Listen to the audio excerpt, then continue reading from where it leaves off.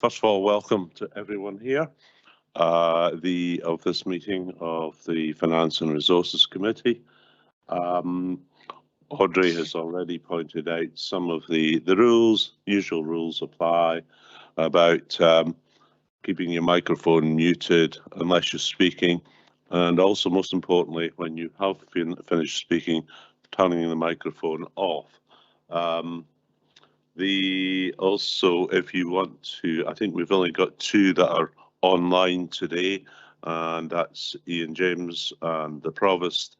But if you do want to ask questions or make a comment, please use the chat box. Just to introduce everyone here on the top table, we have with us Karen Donaldson as Chief Operating Officer, Stuart McKenzie as Head of Finance, Grant Lane, not just as Council Leader, but as Vice Convener of Finance and Resources, Kirsten Malloy from Clerk to the Committee, Lisa Simpson, Head of Legal, and Thomas Glenn as our Chief Executive. And I think the other two important folk today are Scott Walker, who is online, and also Claire Mailer, who's going to talk about transformation in a minute, and she's with us in the back row. So first of all, Kirsten, do we have any apologies? Yes, Convener, we have an apology from Councillor Shires with Councillor Braun substituting, an apology from Bailey Ahern with Councillor James substituting. For those online, when I call out your name, could you please confirm that you're present? Councillor James. Good afternoon, Kirsten. Yes, thank here. you. And Provost McDade. Good afternoon, present. Thank you.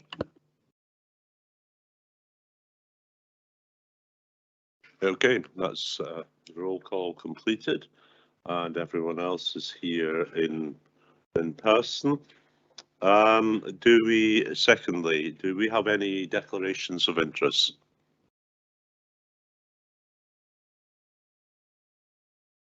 I can see none. Hence, we shall now move on to the minutes. First of all, the minutes of the meeting of 1st February. Can we agree the minutes? I think, however, indeed, I know Alistair Bailey does want to make a comment. So, Alistair Bailey. Thank you, Convener.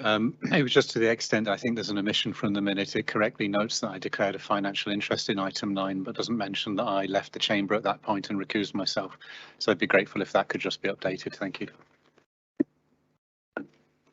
That will be indeed done and sorted out. I regret that that wasn't included in the initial minutes. Any other points with regard to the minutes of the 1st of February? Anyone? No. Okay. That being so, can we agree the minutes? Yes. Secondly, we had the executive subcommittee on the, and I should point out just a minute. Yeah, we've got in the note. Yeah. Let's check on. Right, no. Right, we also had the executive subcommittee of Finance and Resources on the 22nd of March, and the minutes are attached here as well. Can we agree those minutes? Okay. Can I just though point out, and I think the one point on those minutes is, and I think just it was specifically in relation to Tayside contracts. There was an amendment that came from Councillor Stewart, and that was to write to Tayside contracts, suggesting that they set up a performance scrutiny subcommittee to enable more regular in-depth monitoring of performance. Subsequently, I've heard back from Councillor Brenda Durno, who is at present the convener of Tayside Contracts Joint Committee. She has stated to me, and I'll just read it out, the quote, "The Tayside Contracts Convener will change in May, with Councillor Mike Williamson taking the reins.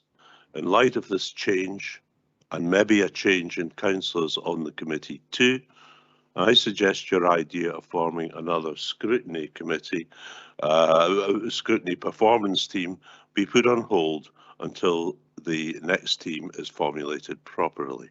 Yours, Brenda Durno." Now, what I've done, because there's going to be a changeover, and Mike Williamson is likely to be the next convener. There's also the vice convener, Stephen Rome, from who's Dundee City Council. I've written to Keith McNamara, who, remember, attended that special meeting, the executive subcommittee, and to ask that at the very least that the matter of setting up an audit performance committee be considered at the next meeting of Tayside Contracts Joint Committee. Now, that's on Monday the 19th of June, but I've also asked him if it would even be possible for it to be considered to be tabled at a special meeting, if possible, earlier. So I hope that clarifies matters, and I will get back to interested parties once I hear back from Keith McNamara. He seemed to me to be, with Brenda Durno, you know, he seemed to be the appropriate person to contact. Okay. Next, anything further on that executive subcommittee? Okay. Any? Oh, yeah. Sorry. Absolutely, Councillor Lee. Thanks, convener. I thank you for writing, because to that effect, I think to push this down to 19th of June to then be consulted, etc., would mean that we would not know the answer if we were going to have a scrutiny performance committee within Tayside Contracts till over halfway through the financial year, and I think that's not satisfactory, especially with the prevailing conditions with inflation and the obvious wage implications that will have. So I would like to thank you for pressing forward to try and get an earlier resolution to that situation. Thank you. Not at all, Councillor Lee, and I hope that can be resolved, but obviously it is in the power of the Joint Committee of Tayside Contracts. As I say, I've asked Keith McNamara to, if possible, table what we put forward at the meeting in March. Right, move. Councillor Cuthbert. Thank you, Convener. I just wanted to say thank you for doing that. I did ask for a separately through the Tayside Contracts subcommittee that we should do this. So I applaud that you've written, and I hope that that can be formed. Okay, and clearly I will come back to you once I hear back from Keith McNamara.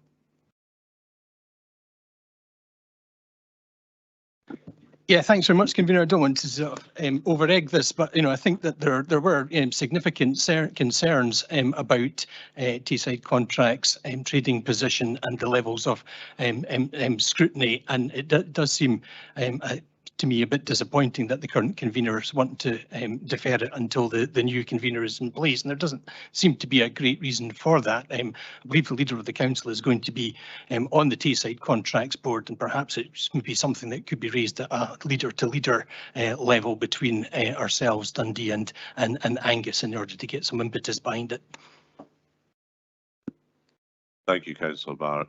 And I think actually once this meeting is up on the system, I'll also post a link of this meeting and the fact, we do want to be able to move this forward with, I think the word would be with pace.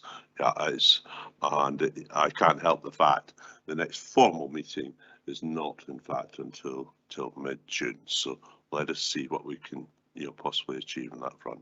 Thanks. Any further comments?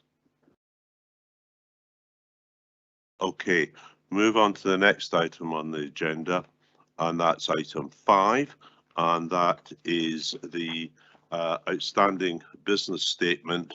Does anyone have any questions or indeed comments?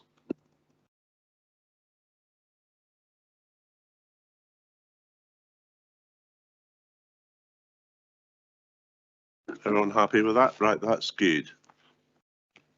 Okay. We now move on to, before we move on to the usual quarterly papers, we move on to a presentation that is going to be given by Claire Mailer. She does have slides.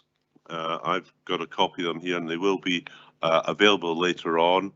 I think, as she'll say, that the first really substantive report back will be, because it does take time to carry out some of these projects, will be the 13th of September. But I think she's going to give you a very useful update today, and it may be the case also in June, because again, we want as far as possible to be able to move forward with the transformation programme and change programme, again, with pace if we can. Claire, thanks very much. Thank you, Convener. Can I move it on to the next slide? Good afternoon, everybody. I've got a few slides to give you an overview update, and then happy to take any questions at the end. Councillors will recall from the budget meeting in March that we sought to bring together and better align our strategic planning and change activity within those budget proposals, acknowledging that the two very much work hand in hand. By bringing together our budget and change plans and continuing to build on this, we will make far greater links between how we allocate our resources, how we mitigate the impacts of any budget cuts and savings, and make best use of the resources available to meet our council priorities, and fundamentally ensure that we protect services for the most vulnerable people within our communities. Our policy framework provides the parameters for some of these very difficult decisions that we have already made and will continue to make, ensuring that we take that evidence-based approach and place that focus on need that we continually talk about. At Council in March, we agreed that biannual updates on progress with the delivery of the Transformation and Change programme will be reported to this committee, along with ongoing progress briefings to elected members throughout the year. So we do commit to do that. We plan to bring a more detailed update to this committee in September. This is what we will describe as a budget and change plan, and that will give far greater detail than I'll be able to give you today in terms of the outcomes, the impact and the savings that the programme and projects will have delivered to date by September. Next slide, please. You will recall that at the outset, we recognise that due to the size and complexity of the organisation, the nature of the challenges that we face, the programme would require a range of approaches, transforming a customer's experience, transforming the shape and structure of our organisation, transforming our systems and processes are three of those. The one on the slide, transforming our spending in response to need and demand, is an approach really very much about better bringing together our budget and change activities as we design and redesign services, refocus our work to deliver on our priorities and deliver services. And this is one that we will continue to build on in the coming months. Very much, as you'll see on the slide, and hopefully that does kind of really give you that flavour of the need to really look at our priorities, our activity that we undertake. So that is, our people, resources, the work that we're undertaking, and our budget resources to really ensure that we've got the right people and resources in the right places at the right time, focusing on the delivery of need. So that very much is the overarching approach. One of the enabling tools is our approach to managing demand, and we have spoken to you about this in the past. That demand analysis provides us with a far better understanding of the issues, which in turn facilitates us to undertake those improvement actions. Service design activity will really ensure the right services reach the right people when they're needed. And through a strategic strategic planning work, and we've kick-started this at one of our recent meetings, really looking at the longer term need across the area, looking at demographics, what are our population projections, what will the future need and demand be, and how are we going to organise ourselves to deliver these services. So what modelling work do we need to undertake? So very much that kind of longer term strategic look in terms of the work that we're doing. Next slide, please. Through the programme, we aim to support the delivery of services to our communities, particularly those, as I said, in terms of need, and ultimately develop an organisation as one which puts people first and focuses on getting it right for those who most need our help. Ensure that our culture is led by our values of ambition, compassion and integrity. Prioritise services that prevent crisis happening. So rather than the reactive sticking plaster coming in at the end after a crisis, really try and shift wherever we can services and activity upstream to prevent the crisis happening in the first place. Fundamentally working with and within our communities and indeed with our partners, being visible, being accessible to deliver the best services that we possibly can. To make the most of the buildings and assets, disposing of those that we no longer need, and to make full use of data, local knowledge and indeed technology as we go through this journey. The next slide. So year one activity in June, we set out that commitment to identify and progress key projects that have the greatest impact, but with an initial focus on a programme of 9 consolidation projects and a review of our leadership structure. But we also set out a commitment then to build support within and across the organisation by involving staff in helping to inform, shape and deliver change. We're a huge organisation, 5,500 employees, and really sort of trying to get everybody involved in improvement as we go forward. The next slide gives a very brief overview in terms of consolidation updates, previous briefing sessions that we've delivered to elected members, and indeed the report to Council in March did give a more detailed update of each of the 9 consolidation projects and progress within these. Over the last 6 months, good progress has been made. We're currently consolidating disaggregated functions and activities, really seeking to address gaps in areas of duplication.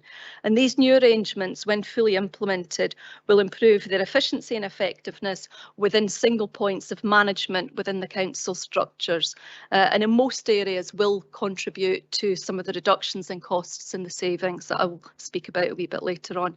This slide gives a wee bit of a flavour of some of the work that's been progressing more recently. We've given updates on some of the initial work that was undertaken in terms of baseline assessments and whatnot, but this gives some of the more recent work that's been underway in terms of staff engagement, the leadership review programme and some work that we're undertaking in terms of developing business models. That last bullet point is the next big key milestone for project leads when they will present to the Transformation and Change Board the business model for their area of consolidation. The next slide gives a wee bit of an overview in terms of our next steps. The project leads are currently progressing, so they're developing an outline in terms of business partnering arrangements. They're progressing with the delivery of savings that have already been agreed at budget in March, at the budget meeting in March, and indeed identifying opportunities for additional savings. They're progressing a wide range of procedural and service improvements, and within that we've got a fairly significant programme of systems improvements and systems consolidation activity across the organisation. We've also prepared a programme for elected member engagement over the next few weeks and indeed months. The session that many of you attended last week on community engagement was the first of these for the current year, with good attendance and good input from elected members. So the plan is to make sure that we've got a good programme and good elected member engagement across all of the projects. So you will have an opportunity for more detailed updates as these sessions are rolled out over the course of the next few months. The next slide gives an overview, and some of this will be familiar to you because I'm aware that we did touch on some of this at one of the sessions a few months ago. But at the outset, we set out a commitment to involve staff in transformation and change, to keep them informed but importantly to keep them engaged, to empower them to make changes at that frontline level, and to really support them with the tools and skills necessary to effect change across the organisation. Staff engagement sessions and workshops continue to take place. Discussions initially focused on transformation and change. We really sought staff's views on what's working, what needs to be improved, to develop our culture and to empower staff to engage more widely. Lots of positive feedback was received, particularly around organisational culture, our customer focus, team working, but you see on the slide some of those areas that were highlighted for improvement. So the need for that more collaborative focus on organisational priorities and the work of the consolidation reviews, the leadership reviews and some of the cultural change activity that we're undertaking really is designed to really achieve that more collaborative focus on our organisational priorities. There was an appetite from staff at all levels to take more accountability, to be more risk aware and to take greater responsibility and ownership for their own area of work, which was really, really encouraging. A need for us to be a more accessible organisation with the right information at the right time for staff to enable them to really assist and support people more effectively at the front line. Alan Taylor's leading on our customer service review, which very much picks up on some of these issues. And an ask of staff to managers for us and them to adopt a more enabling and empowering leadership style. And again, through our leadership review and some of the work that we're doing, we're making good progress in that area already. This valuable feedback continues to be reviewed and considered and fed into services teams and transformation projects to progress improvement across the organisation. Next slide, please. So in response to some of the staff feedback and some of the feedback from leaders across the organisation, we have developed and are delivering a range of programmes to more fully engage staff in the current year. So we've got kind of 23-24 sort of programme of activity. So really to more fully engage them across the organisation in the transformation and change programme, give them opportunities, resources and support to identify and deliver new and creative approaches to service improvements. One of these programmes is supporting people through change programme. I know elected members and certainly convener, you have asked about that in the past. How do we support people through change? So our supporting people through change programme has a real focus on well-being, supporting the physical, financial, mental well-being and supporting staff to cope with and indeed thrive through change and get involved and be quite engaged. Interpersonal skills, really focusing on those people, relationships, key to successful change and transformation, but also those more technical skills. So really skills to plan, manage, coordinate and deliver change. You'll see there quite a list of other activities: team building, team and individual coaching, transformation and change workshops. We've revised our induction programme. We've got ongoing sessions being rolled out led by the Chief Executive. We'll continue to take those employee surveys, polls, temperature checks to see, how we are and where we're at as an organisation.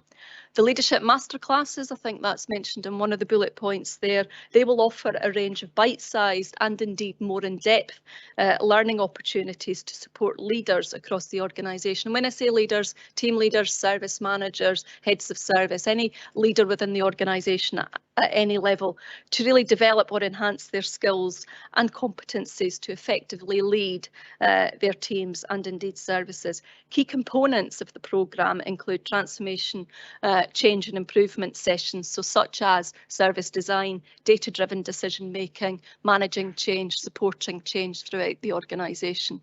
So quite a range. We're a big organisation, that maybe seems like quite a lot, but different teams need different approaches depending on the size, scale, complexity of the particular issue that they're dealing with.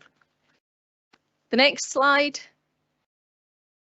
gives an overview led by the Chief Executive. The leadership review is continuing to progress with a focus on our leadership culture, engagement across the council with partners and communities, leadership and management competence and performance. So we've developed a leadership competence framework and indeed new performance approach, which has been rolled out from the 1st of April. So that's getting rolled out across the organisation as we speak.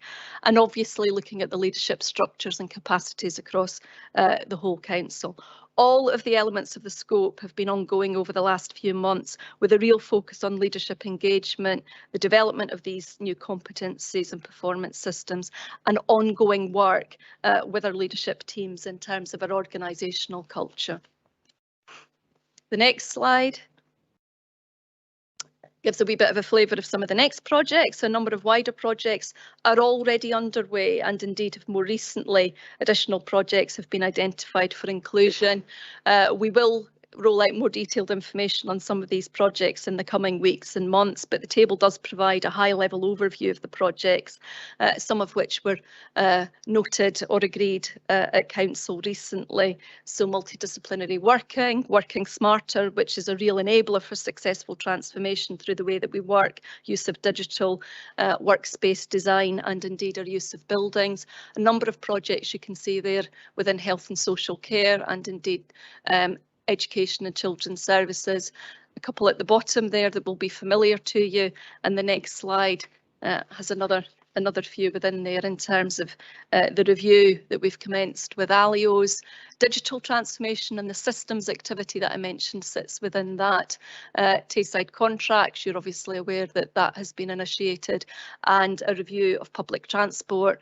The scoping document comes to board next week, led by Fraser Crofts, and we had a good session at our anti-poverty task force round and about public transport last week. So fairly significant next steps in terms of the projects. I would stress these are the big projects. What I talked about on the previous slides was sort of general service improvements that are being led and delivered at a very frontline level by teams across the organisation. I've got a couple more slides. So you'll recall that at the budget meeting on the 1st of March, Council approved fairly significant savings or reductions in areas under transformation as detailed on the slide. Savings for year one in relation to the consolidation reviews have largely been delivered, but project leads are working obviously very hard to ensure the delivery of these in the current year. We are only 26 days into the financial year, as Scott has reminded me. More detailed updates in terms of the specifics and the delivery of the actual financials and the savings aligned to each project will follow, and that more detailed budget and change plan in September will have that level of detail going forward. Couple more slides. On the 1st of March, Council also agreed to the allocation of additional funding to take to support the change, transformation and change programme. The funding will be managed by the transformation and change programme management team, and very much used to support the delivery of a range of activity across the organisation to support the programme. So you can see there's some of the stuff that I've touched upon, supporting some staff. Demand management, data analytics is absolutely key. Business systems will require some real support, and there are some capacity challenges within some of the projects in terms of programme management. So that will be a great help in terms of ensuring the pace and progress of delivery. I've got one final slide in terms of next steps. Number of next steps that are underway at the moment. Consultation and the implementation of the consolidation projects, they're continuing.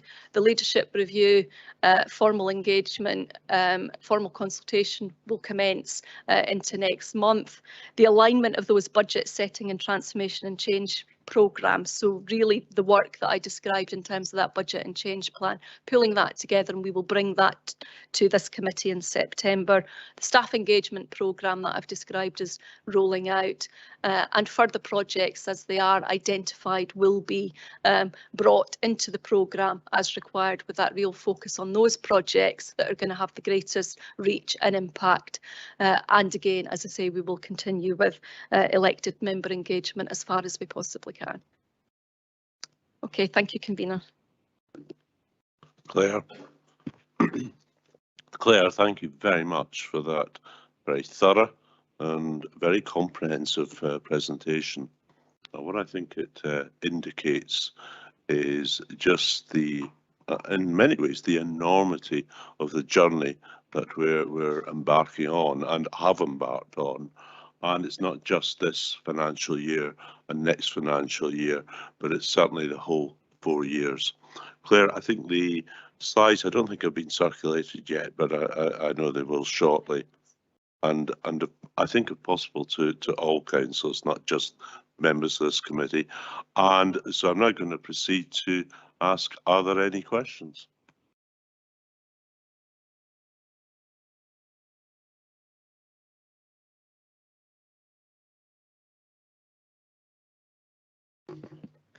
Thanks. Councillor Duff.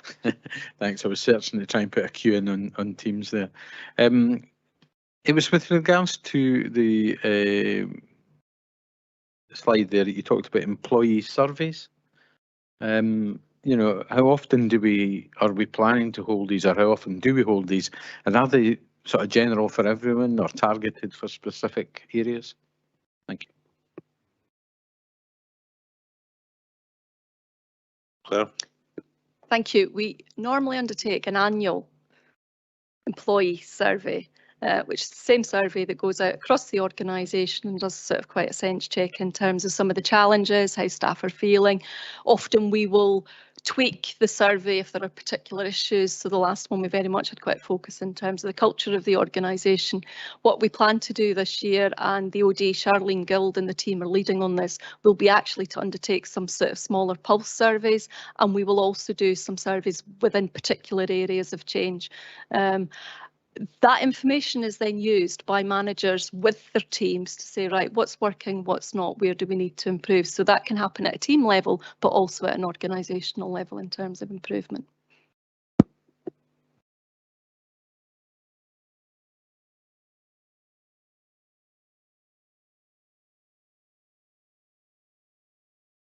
Councillor Drysdale.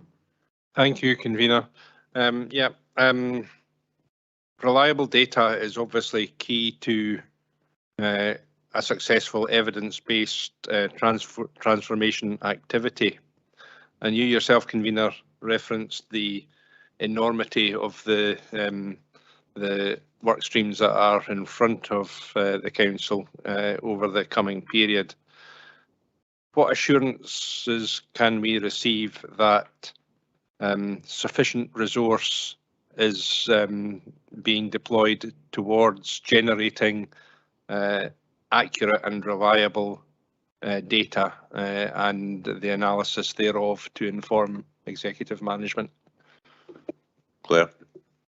Thank you for your question. I think you do raise a really important point there in terms of data, the use of data, not jumping to any conclusions and having kind of evidence-based decision making to affect change. So that is something we really have focused on with project leads, and sort of at the outset in terms of their scoping document and the work. Those baseline assessments was something that we were really sort of, I think, quite firm on in terms of the need to have the baseline assessments, to undertake the data analysis, to look at demand, failure demand, to really inform service improvement.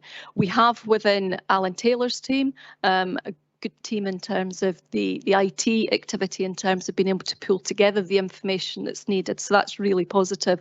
What we probably have struggled a wee bit more with is actually then analysing that data. What is it telling us? What does it mean? How does it relate to some of the other data across the organisation? So that's why we've been really pleased, I think, with the additional funding. And you'll see on the slide, data analytics is one of the priorities. So actually ensuring that we've got the good skilled resource to really support that activity going forward. So I think we've done really well so far, but it's something that we need to continue to focus on. What I would also say is we've recently held a session, Paul Davidson within the team's recently undertaken a session with our leadership team on demographics. We very much, and we plan to do this more widely, really looking at what the data and what demographics are telling us in terms of how services will be, what kind of services we will need actually in the future in terms of that longer term strategic planning. I don't really want to get into too much more detail in terms of, I suppose, the leadership review, but as part of one of the consolidation reviews that Charlene is leading on, strategic planning and performance is one of those areas. And we really will need to ensure that we've got sufficient capacity within that area of the business and that area of the service to really ensure that we can have that much longer term forward focused look at how we deliver services to ensure, I suppose going back to the earlier slide, that we've got the right place, the right people in the right place at the right time, delivering on our priorities. Thank you, Claire. I'm going to ask Councillor Lane to make to ask a question and comment. Well, it was a comment really on Councillor Drysdale's question, and I think that we all recognise across the council and all political parties that we have to transform. We've been forced into it. It's like basically crisis from all directions, really. So I think that if it comes to a question of resource to resource transformation, which will be beneficial for everyone, it'll be everybody within this chamber who will have a large say on it. And I think we're fortunate that we've got Claire Mailer leading on transformation, as with previous conveners of housing of various political hues that transformed that service beyond recognition and became an exemplar. So with her leading our transformation process here with the support of all other officers, I'm sure we'll achieve really good things. If it comes to an issue of finance to resource something to help, I'm sure officers will come and ask us, and elected members that are sitting here will make the decision if we wish to resource it or not. So I think that it's unfair to ask the officers about how much resource that they feel that they need at this stage, but they can come and ask us further on if they need further financial resource. Thank you, Councillor Lane. Are there any further questions or indeed comments? Councillor Barrett. I just wondered if, when you're making future reports to this committee on the progress with the transformations, whether it might be possible to have sort of case studies or kind of more kind of concrete examples of what transformation has been, kind of start to finish process, or even just an update at the moment. I do kind of think that the presentation was particularly dry, but I think if we had kind of more vivid examples and how it's improving service or making it more efficient, then that would be really helpful. Claire. Thank you for that, Councillor Barrett. I will endeavour to make my presentations more exciting in the future.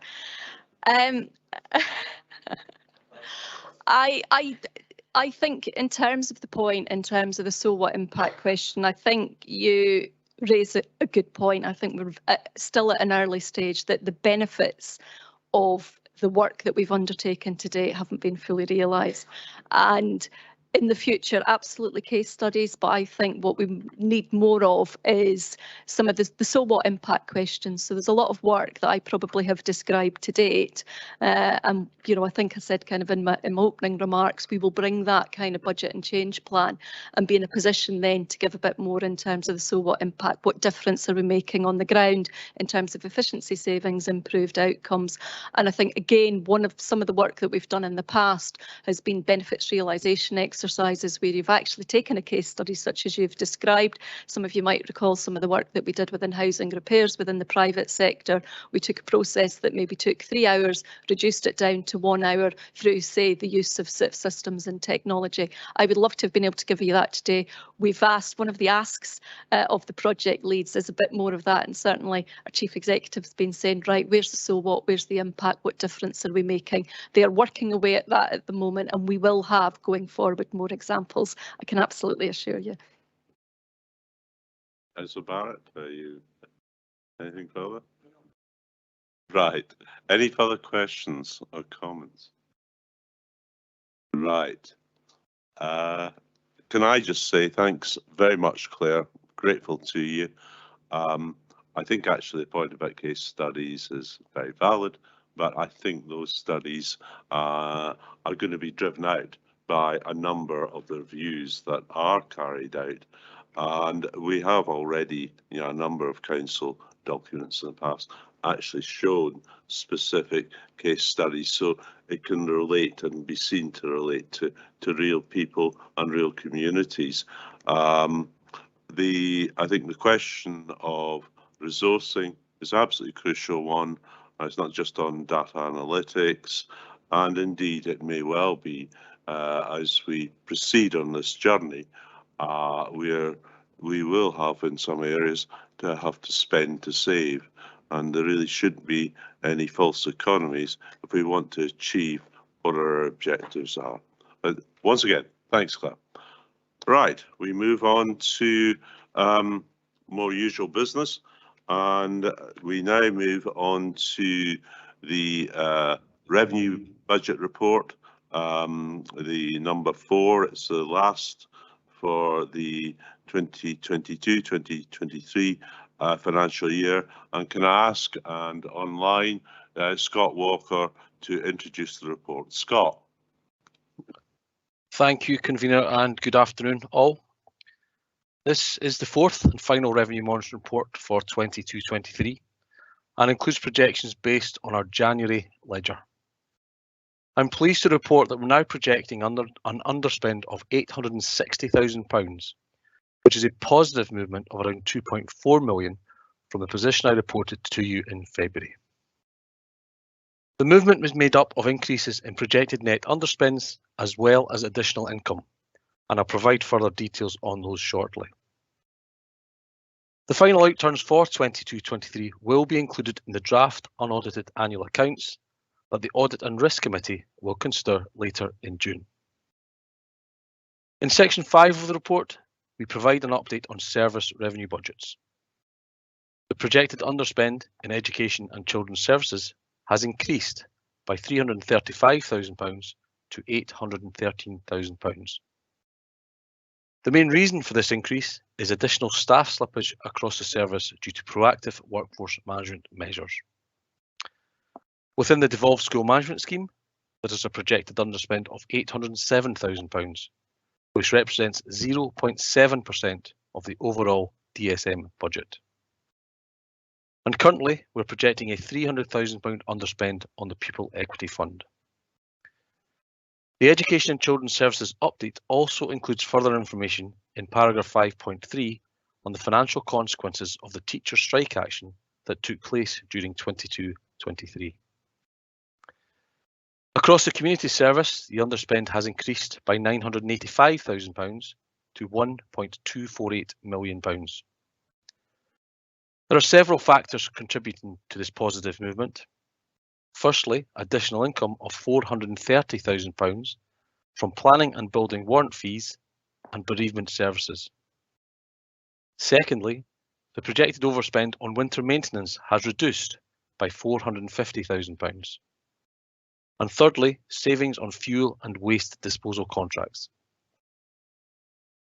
Across corporate and democratic services, the net overspend has reduced by £59,000 to £850,000, following an update on energy and property cost projections. Turning to section 6, we provide an update on the corporate budgets. At paragraph 6.1 and included within appendix 3, we provide a summary of the Perth and Kinross Health and Social Care Partnership position, where a net £2.7 million underspend is set out. We're also now projecting an underspend of £299,000 on non-devolved social care functions, which is set out at paragraph 6.2. From paragraph 6.3, we provide an update on council tax collection performance. For 22-23, we achieved an in-year collection rate of 97.95%. This is our highest ever in-year collection rate, and I'd like to pay tribute to my colleagues in local taxes. This has allowed us to revise our council tax income assumptions to now show a predicted £200,000 increase in the budgeted level of council tax income. At paragraph 6.12, the report provides elected members with a reminder of the decisions taken by the Executive Subcommittee on 22nd of March relating to Tayside contracts. Section 7 includes an update on the housing revenue account, as well as an update on the latest financial projections for Live Active Leisure. Section 8 includes information on additional revenue support grant of £961,000 and other funding of £1.883 million, which is further detailed in Appendix 5. Section 9 sets out several adjustments between budget headings that result in no change in the level of council spend, and Section 10 includes proposed adjustments to reserves. Many of the adjustments to reserves are simply proposals to move money between financial years in order to ensure delivery of approved projects. Section 10 also includes an update on savings from teacher salaries of £1.289 million, with a proposal to move this into the earmarked reserve for children and young people's residential care. And finally, in Section 11, we seek authority to update the 23-24 revenue budget for changes that are required since the budget was set on the 1st of March. Specifically, there is an update to our funding, one environment, and several proposals relating to the drawdown of earmarked reserves. Convener colleagues and I are happy to answer any questions. Thank you. Scott, thanks. Right, do we have any questions? Sure we do. I'm not seeing on my, well, Councillor Parrott. Thank you, Raj. I think this council has always traditionally had a very high council tax collection rate, which has impressively been above the Scottish average.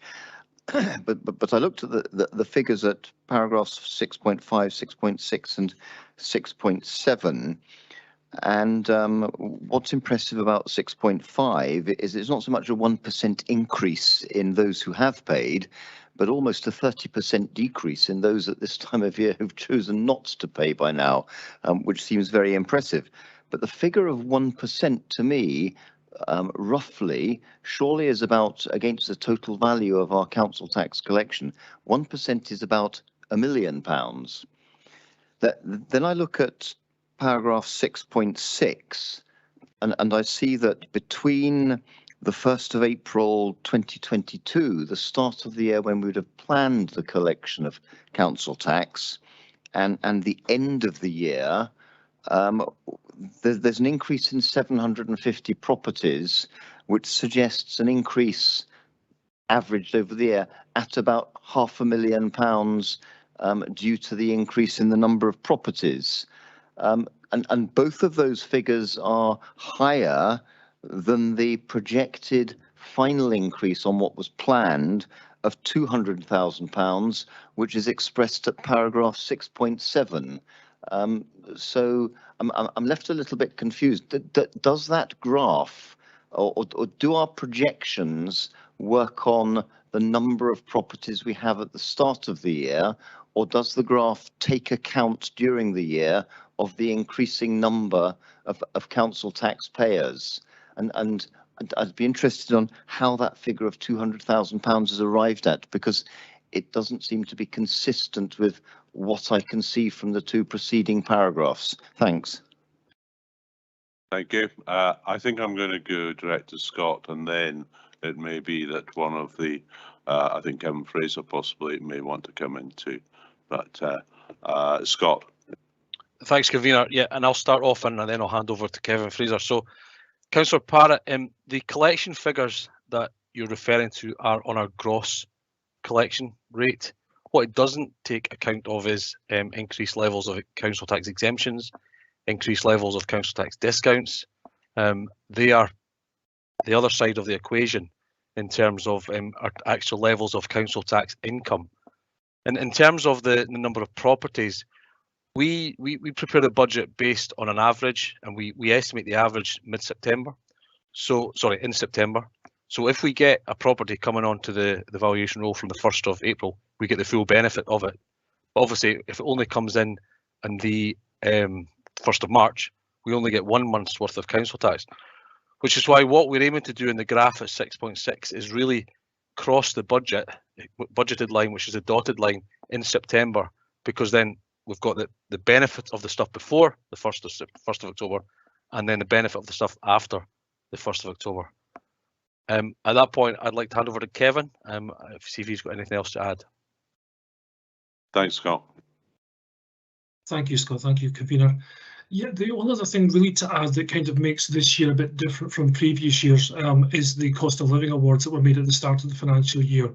So that probably shows us quite a large payment into accounts in the early years of the financial year, and then kind of levels out across the remainder of the year.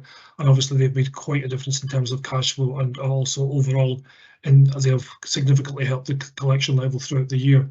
But Scott's right, the properties are added through the year, and with each property comes the potential to add more exemptions, more discounts, more disregards. So we do going to get the movement from start to the end of year.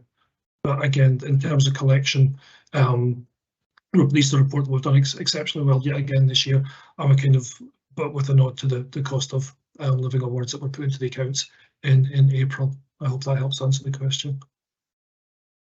Councillor Barrett. Yep, thanks, Raj. Okay, thanks. The next question is from Councillor Barrett, to be followed by Bailey Alster Bailey. Councillor Barrett. Thanks, Convener. I wanted to go back to the underspend reported for the Integrated Joint Board, particularly in older people's care of £2.7 million. When we received this corresponding report in February, the underspend for older people was £750,000. So the underspend seemed to be rising significantly, and I appreciate that the report says that the IGB's audit committee has gone into that in depth. But what assurance can we have that spend is going to be, as it should be for the forthcoming year? I appreciate that there was underspends roll forward to try and deal with the IGB budget pressures, but all of that £2.73 million relates to older people's care and older people's care that hasn't been delivered. It could be up to 200 jobs in Perth and Kinross, and it could be as much as 20,000 hours of care for older people. So that's a kind of significant deficit in service to older people in our area, and what is being done to address that. Thank you, Councillor Barrett. Could I ask, I'm not seeing on my screen a response from council officers, but could I ask Jackie Bailey to contribute here? Sorry, Councillor Donaldson, Donna Mitchell from the Health and Social Care Partnerships online. Okay, that's fine. Hello, good afternoon. In regards to what's been done within older people services to address the recruitment challenges, there have been significant challenges in recruitment in the start of the financial year, but there has been considerable progress through the latter part of the financial year in filling a number of vacancies across older people services. Recruitment does remain, however, an ongoing issue. At the IGB's meeting at the end of March, the IGB was presented with an update, a 6-month review update on the workforce plan, and it was able to present positive progress being made, particularly around older people services right across health and social care, because the recruitment challenges that we're facing are across all professions, across both health and social care. We're not only facing challenges to meet turnover in vacancies that arise naturally, also challenges due to the volume that we're trying to fill and the number of vacancies that we're trying to fill through a desire to increase capacity and to improve the ways of working and new ways of working. However, I would be happy to refer to that report at the end of March and perhaps propose that a link is sent to committee members so that they can see the number of actions that are being made in order to increase the successful recruitment, particularly in older people services. Donna, thank you very much. Does Councillor Barrett have anything further? No, I mean, I think that report would be really helpful. It is a really sensitive political issue, and I think we want to be satisfied that all efforts are being made by the IGB in order to address it.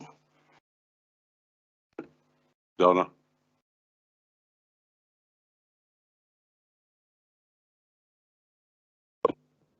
We'll move on to the next question. And of course, I should have referred there to Jackie Pepper, but there we are. Next question is from Bailey Ulster Bailey, and then after that will be Councillor John Duff. Thank you, Convener. My question is, what is the current level of the earmarked reserve for children and young people's residential care? That's prior to any variance that we might make today. And then connected with that, has the council agreed any specifics yet of how that money will be spent, and or is that recommendation still to come about how those funds will be deployed? Thank you. Could I have a response? Scott, yourself first, but hopefully I'm not seeing any other officer coming in just now. So the projected balance per the reserve strategy is £2.025 million. That will be firmed up as we go through the accounts process, because until we have a set of accounts, we can't really finalise our reserves position, because it is dependent upon the final underspends across services, particularly education and children's services.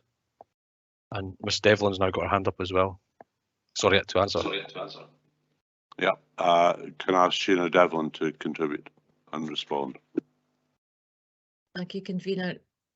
Bailey, can you ask the second part of your question in relation to allocation of the funding, I think is what you said, just so I'm clear. Thank you.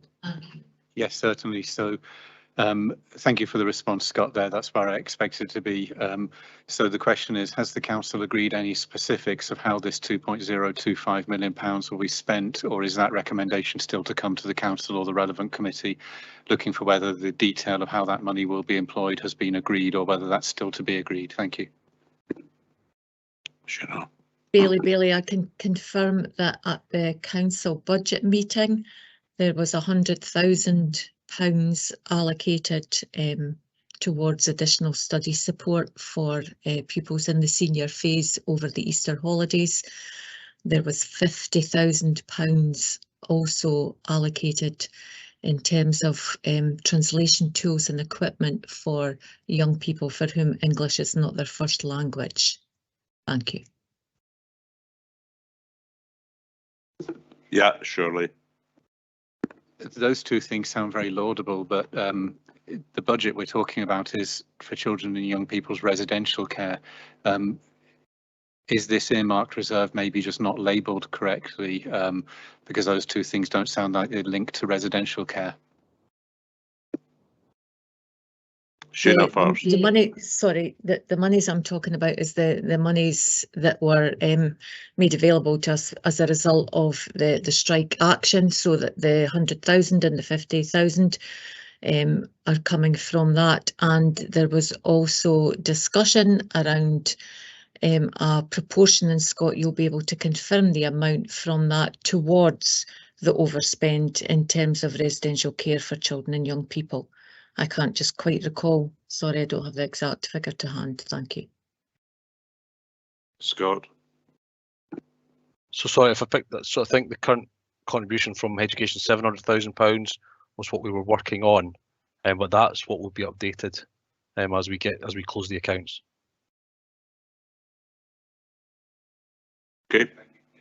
Okay. We'll move on to the next question, and that is from Councillor Duff. Thanks, Convener. My question was about paragraph 5.8 on page 15 about pupil equity funds.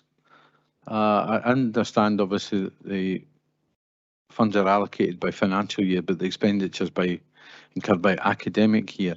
But it says in there, schools have been instructed to use this year's PEF by 31st of March. Is that the normal instruction, or are we asking for something different this year? And is it us, or is it the Scottish Government that's asking for that? Thank you. I'm going to ask Sheena Devlin on this. Sheena. Thank you, Convener. I can confirm that actually we've now been requesting for some time, Councillor Duff, that schools spend their allocation of pupil equity funding within the year that they get it, rather than carry forward. When we originally got pupil equity funding, there had been a lag in the allocation of that money actually reaching local authorities in time for schools to be reconciling that with their school improvement planning cycle on an academic basis. And so what's important with the pupil equity funding money, it's allocated for the pupils who are in your school in a given year. And therefore we are asking, in line with advice and guidance, both from Education Scotland and from Scottish Government, that that money be spent within the year that it's allocated. Thank you. And that's within the financial year it's allocated, is that correct? We're trying to encourage schools to do that, to try and get a better sync, if you like, of that funding. So we are absolutely encouraging schools to do that, because that's the allocation by which, that's the term over which we receive that money. But we recognise that that might not be possible, for example, as particularly if money is spent on staffing, and therefore staffing would be costed out over the period of the academic year. But what we are asking is then that that money be committed, so that we know that that's what the money is going to be used for, but rather than spent. So it's really the commitment within the financial year that's critical here. Thank you. Councillor Duff. Robbie.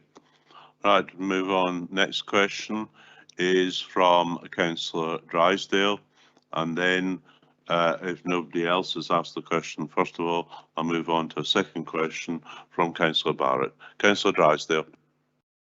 Thank you, Convener. There are several references within the paper to staff slippage, some of which is attributed to proactive workforce management, and some of it will be planned slippage, I know.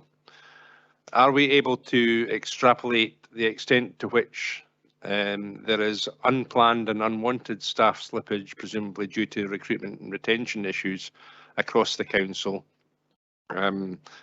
Just to give me an idea of the scale of the HR challenge that we are facing at this time. Thanks. Thank you, Councillor Drysdale.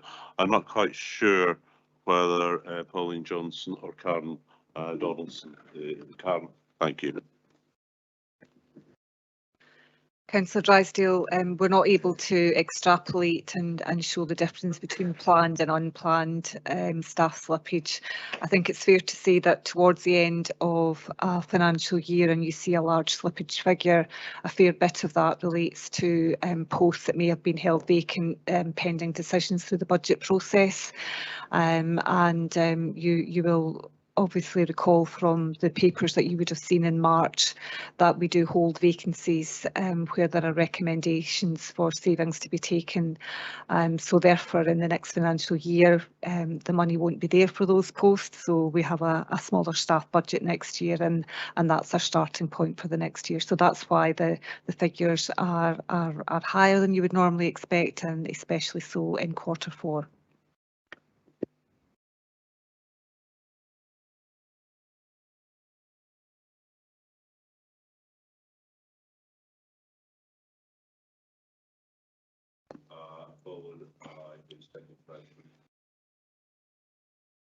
Thanks, Convener, and thanks for the second bite at the cherry. On page 40, 3 of the report, there's a mention of £893,000 of UK government Department of Levelling Up UK Shared Prosperity funding coming to the council. I don't know whether that's the first tranche of what the council will receive, but I was very interested to find out more about how that money will be directed and how proposals for spending it will be formulated. It seems to me that the criteria or the priorities for the Shared Prosperity Fund align really closely with the council's corporate priorities, with the work that's being done in terms of the anti-poverty task force and things like tackling poverty through targeted employability support. The criteria that the Prosperity Fund has is about boosting productivity, paid jobs and living standards, spreading opportunities and improving public services, especially in those places where they're weakest, restoring a sense of community, local pride and belonging, especially in those places where they've been lost, not entirely sure about that terminology, and empowering local leaders and communities, especially in those places lacking local agency. So, really, getting down to the meat and grit of the stuff that we do. So I'm keen to know how that will be spent. Thank you. So your question is to ask what are the specific, is the breakdown of that funding of 893684. The person I'm going to ask to respond to the question points you've made is Sharon Rice-Jones. Sharon? Thank you, Convener. So we've recently only just received the money, the first year money, and you're absolutely right. It's a replacement fund for the old EU structural funds, about the levelling up agenda. So last year we had to submit a bid on more or less what you've just said is the kind of things that we might be targeting, which aligned with the corporate plan and other plans. And we have consulted extensively with a number of organisations externally, internally, and tried to align what we're doing. Because we received the funding so late, which was February, no allocation has been made yet to various expressions of interest or applications for funds. They will be spread across the 3 areas, which is the business, people and place. It aligns with the economic wellbeing plan, which the UK government has approved. And there's a 4th element, which is multiply, which is about encouraging more understanding and learning to do with Nat 5 mathematics. So what I propose is, because there was no ability to spend on projects and take things forward until this financial year, the UK government is allowing all areas to be able to put proposals forward to carry forward the year 1 spend into year 2 to be spent in year 2. That we are waiting for their response, and we will be able to bring a report back, a briefing report up there to update everybody once we have the confirmation of being able to carry it forward, but also more detail on what we'll be spending the money on. Councillor Barrett, do you wish to? Can I thank Sharon? And clearly there's the issue here of the late receipt of the funding. I think this is a matter that will have to indeed fairly soon come back to Finance and Resources, and it is quite a significant amount. Right, the next question is from Councillor Parrott, and then a second question from, I'm going to come first of all to, because not asked the question yet, is Councillor Collins Stewart, and then Councillor Parrott, if you'll allow me. Thank you, Convener. That's quite convenient, because it was actually, as I was listening to the answer, a follow-up question to Councillor Barrett's. I'm just wondering, in terms of waiting to hear back about the answer for the carry forward, I understand that. In terms of the proposals for the spend, is that, just to be absolutely clear, is that coming back to committee for a decision about what projects we take forward? And if so, at what point would we be, as elected members, invited to put in suggestions for inclusion within the proposals for spending the Levelling Up Shared Prosperity Fund? Both Sharon and Scott, but I think whatever it is a matter, I think, given the sum involved, it has to come back to, and we should be aware of on Finance and Resources, how the money's been allocated. But Sharon, I think you want to come in. Yeah. Yeah, as part of the governance and rules for the fund, we are required to have a local partnership group, which has to be made up of external organisations to receive and consider the applications, as so that it shows that it's inclusive of external projects as well as council-led projects. And so therefore there's a 2-stage application process, which is an expression of interest, and then it is the application, which then the local partnership group would then score. Has to have a quality scoring level to pass through to an assessment and decision making. That group can include politicians if you so wish, We are setting that up as we speak, and most areas in Scotland have then taken a report back to the Finance Committee. And because we have tried to involve as many local areas as possible in the consultation, it's usually projects that are coming through from the communities themselves anyway. One thing to note though, this is only in the region of about 1.5 million per year. It's not significant amounts of money, and it's differing rates of revenue and capital. So there's not a great deal of projects that can be supported for that amount of money per year. Well, that suffice, Councillor Stewart. And I think, clearly we're going to get updates on this, and the later receipt of the funding obviously has not helped. I think we need, in one way or the other, greater clarity on this matter very clearly, and the whole position actually of external funding. Can I now move on to, and we're nearly completed on questions, can I move on to Councillor Parrott for a second question, and then followed by Alistair Bailey for his second question, and then I'm going to move on to moving the report. Okay. Thank you, Arch Convener.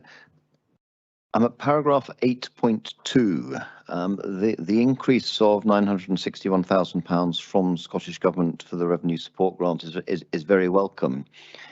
But I'm interested in the use of both the words increase and redetermination. Does redetermination there mean that those figures are built into a baseline and inform percentage increases for the new financial year just started? Thank you. I think I'll go to Scott on that.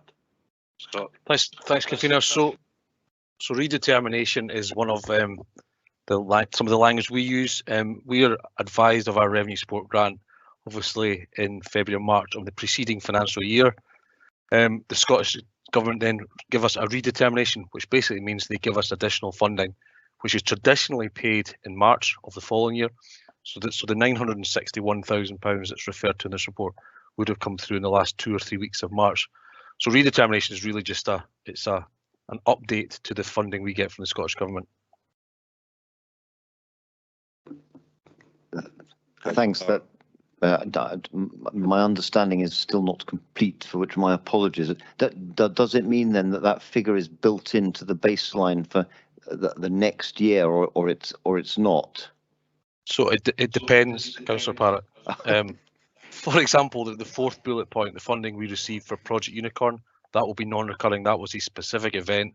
We received that in 22-23 on its own.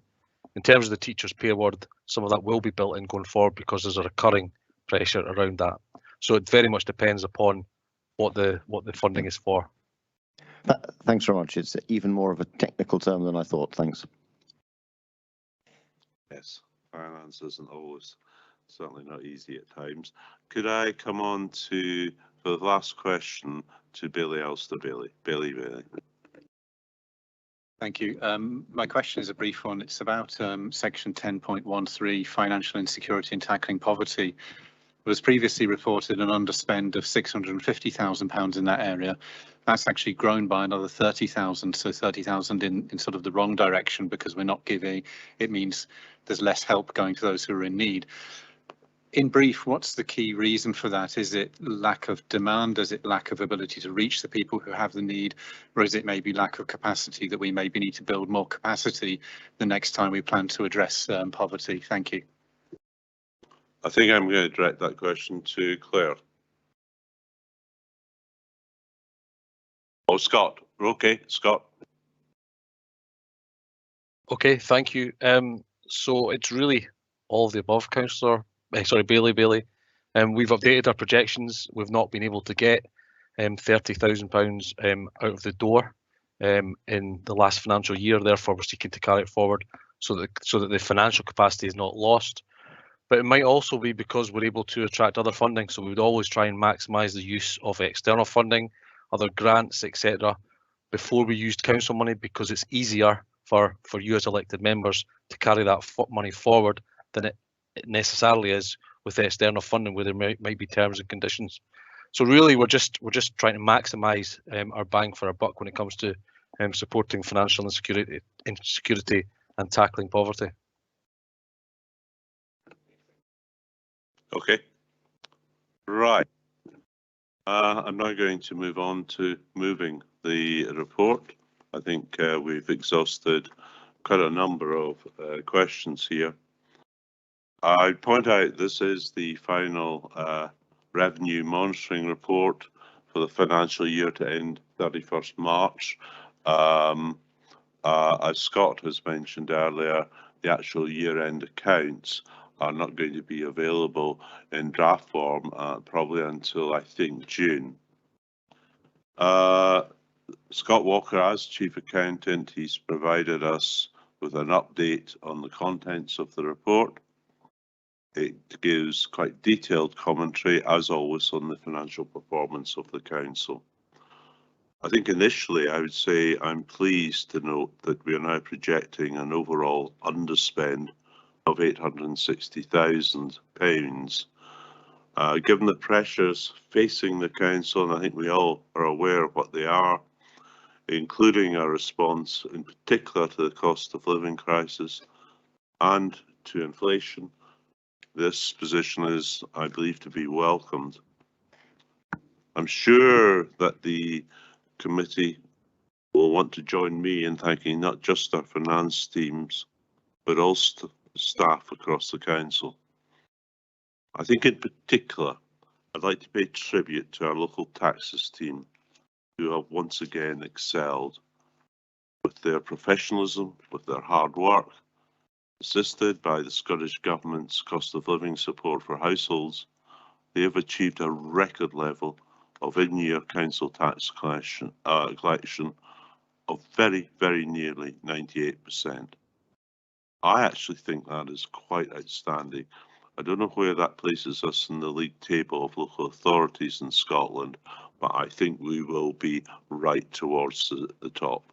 So I very much do want to thank Lynn Brady and all of the local taxes team. Terrific job.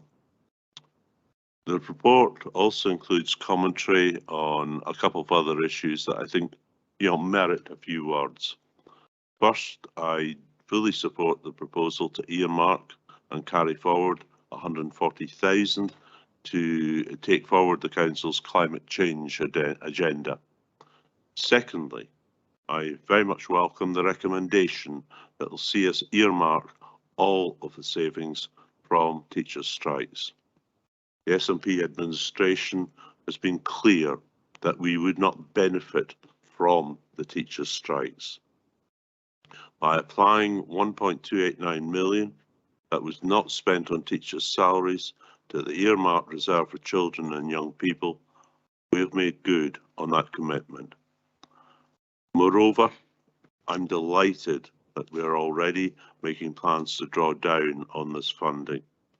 Approval of this report today will see a £250,000 investment in our staff who work with children and young people with additional support needs. Specifically, we are providing additional professional learning and specialist qualifications for teaching and support staff to ensure continued and enhanced quality of education and support for students. Despite the challenges this Council faces, this SNP administration continues to invest in our staff and the areas that we believe will make the biggest difference to our citizens. I'd like to move the paper and I'd like to call for a seconder. Thanks. Apologies that I had to briefly go out for a personal call there, so there was no disrespect to anybody in the chamber that I had to leave there, and apologise for that. I'd like to formally second the paper as it came forward. I'd like to, there's been good questions within and from various members of the committee. I think Bailey, if we can get a briefing exactly to where the funding's gone through the education underspend, if that would be helpful to clarify it for everybody. If you want that yourself, we'll manage to do that for you, Alistair. Okay, and didn't see that there. It must be coming. Also, I would again add to the collection rate for council tax is fantastic by our officers, and long may that continue. And with that, I will formally second the paper. Thank you. I'm now going to move on to I see we in fact have an amendment, and I'd like to hear from Bailey, Alistair Bailey. We don't have available, however, the terms of that amendment. Yep, I'll post that to the chat once I've spoken to it, convener. My amendment today seeks to correct a mismatch between what's in the motion today and what the original intent was for the strike savings money, to my understanding. On the 1st of February, Councillor Donaldson confirmed in response to my question about the strike savings that the administration intended to spend all of the savings on educational purposes, and he's reaffirmed that, I believe, today. On the 1st of March, the Council resolved to spend the money in its entirety on supporting educational needs, and that's confirmed in section 5.3 of today's report. However, now less than 2 months later, we're being asked to put over £1 million of that money towards residential care. If we look at the full name of the proposed earmarked reserve, it mentions residential care today. And that's a reserve that has already just over £2 million, as was confirmed by Mr. Walker earlier, and there's no specific plan for how to spend it. I'm very much in favour of properly funding residential care for young people, but that's a significant change to a significant pot of money that requires proper consideration and debate in its own right. It wouldn't be right to make this allocation without proper detail of why it's needed. The £1 million was allocated for educational purposes at the full council on the 1st of March. That education wasn't delivered by this council as the result of an industrial dispute. Therefore, we have a moral responsibility to use the money for educational purposes. Yes, I'm happy that 250,000 is going that way today, and I applaud the administration for delivering that. I applaud them all the more because the proposed usage is pretty close to what was in the Labour budget only 2 months ago, so thank you for recognising that. We need full scrutiny and debate on any decision to spend this £1 million strike savings on things other than education. Therefore, I have an amendment. I'll just paste that amendment to the chat now so that everyone can see it.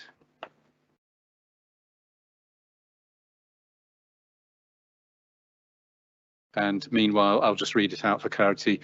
So my amendment in summary seeks to defer the action at 10.2 pending further information being brought forward to justify such a movement. I therefore amend that 10.2 is deleted such that 1.289 million remains in unearmarked reserves. 11.8 is updated to the effect that the funding of £250,000 comes instead from unearmarked reserves, and to insert a new resolution. The committee today requests a report giving the rationale and full background to the future plans for the utilisation of the funding in the earmarked reserve for children and young people's residential care, which outlines the pressures faced and provides a recommendation on and justification for any further funding required. Thank you. Thank you, Bailey. I would say, and this is more general practice for amendments, it does help to actually have them in advance rather than at this moment. I'm going to ask for a seconder in a minute. I see that Councillor Forbes is willing to second the amendment, so perhaps he wishes to make a comment, and then I wish to ask Scott Walker as Chief Accountant just in terms of competence. I think that would be relevant. Yeah. Thanks. I think for the sake of brevity, what will probably be a very long meeting, Bailey has said everything I think that needs to be said. I'm just happy to formally second. Okay, thanks. Could I ask? Could I ask, in the first instance, Scott Walker, just in terms of the competence, or Stuart Mackenzie? Thank you, convener. I think before responding, I'd like to invite my colleague Sheena Devlin maybe to give a sense of any operational implications arising from that. I think that's only reasonable for the committee to understand in advance. Thank you. Sheena? Convener, I was actually going to ask if I could make a comment, as you'll see from the chat, in relation to part of the new resolution from Alistair Bailey, where the committee is requested to provide a report giving the rationale and full background on the future plans for the utilisation of the funding in the earmarked reserve for children and young people's residential care and the pressures. There's actually a paper going to Learning and Families which outlines exactly all of those pressures at the forthcoming meeting next week of Learning and Families that we took to provide for Learning and Families, following on from the earlier decisions about allocating some of that money to cover the overspend that there is in residential care. So that paper already exists, convener, which, as I say, goes through all of the pressures that have been faced and indicates why indeed there was a request originally for additional funding. So that will be considered by Learning and Families next week. Thank you, Sheena. Stuart, do you have? Thank you, convener. Just in terms of competence, the amendment's competent. What would happen if we weren't effectively earmarking reserves? The money would just fall into the general fund, unallocated reserves anyway, and by removing the provision as Alistair Bailey is proposing, that would make effect of that.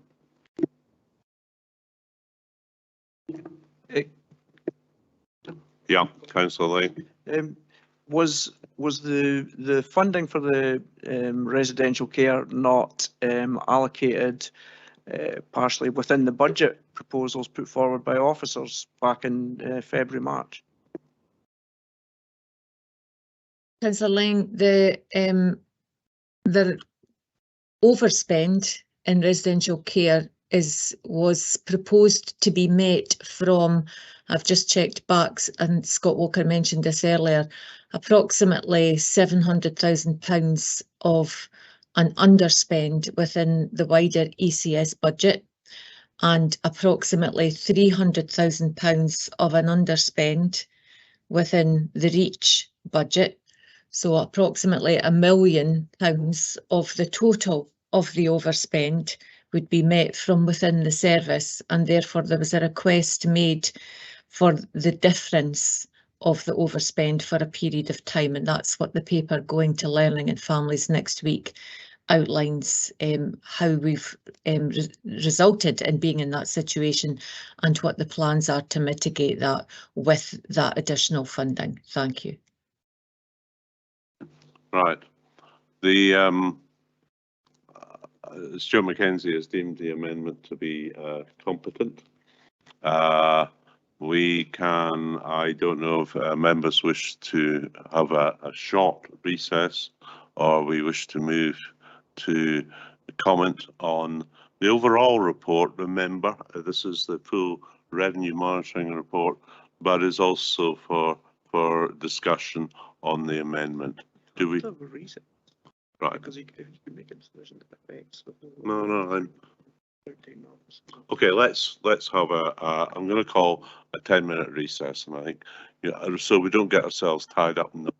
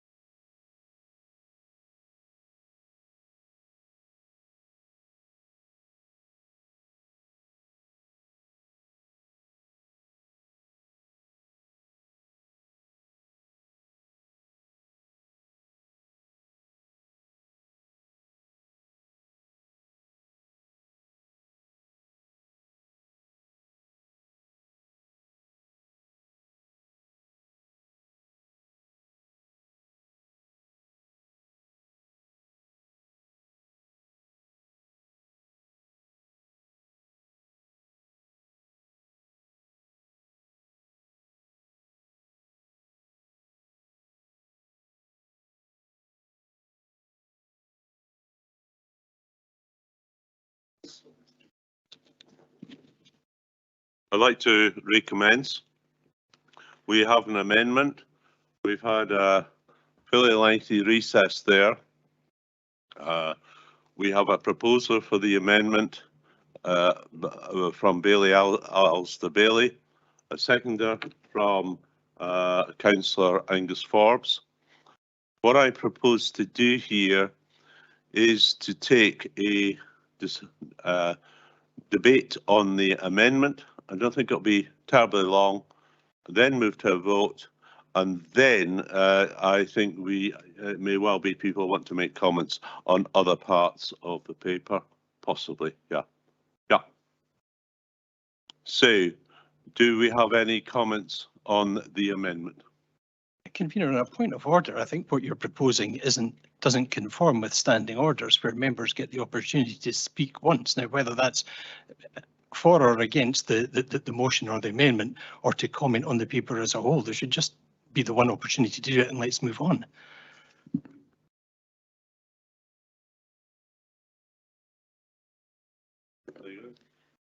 Yep, as there is only one amendment, the amendment will then be going put to the motion, and once that matter is decided, that's the matter done and dusted. So what we'd then do now at this point is go into debate, and then once debate is concluded, we would then go to the vote, which would be the amendment against the motion. Okay.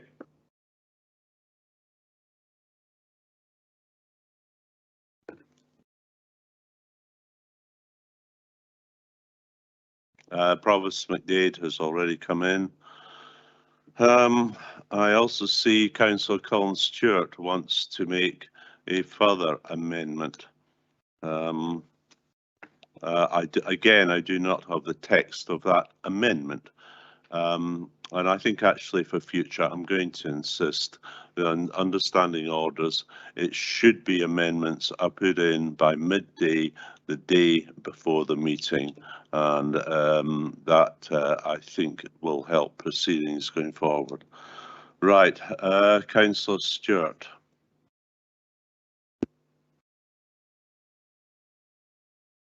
Are you seeking clarification on something first?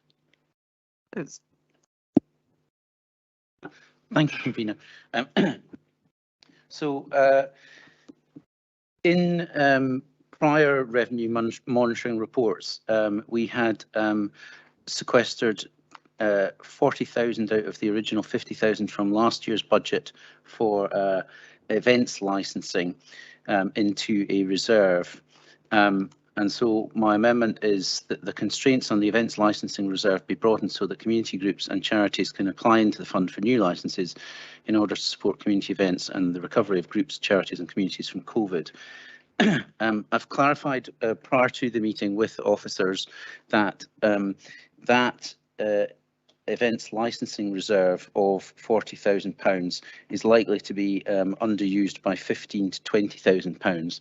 The original objective of that budget line item was to support community groups and charities such as Highland Games associations, where they had a multi-year, where they'd either applied for a new license or had a multi-year license which was then unusable because of COVID.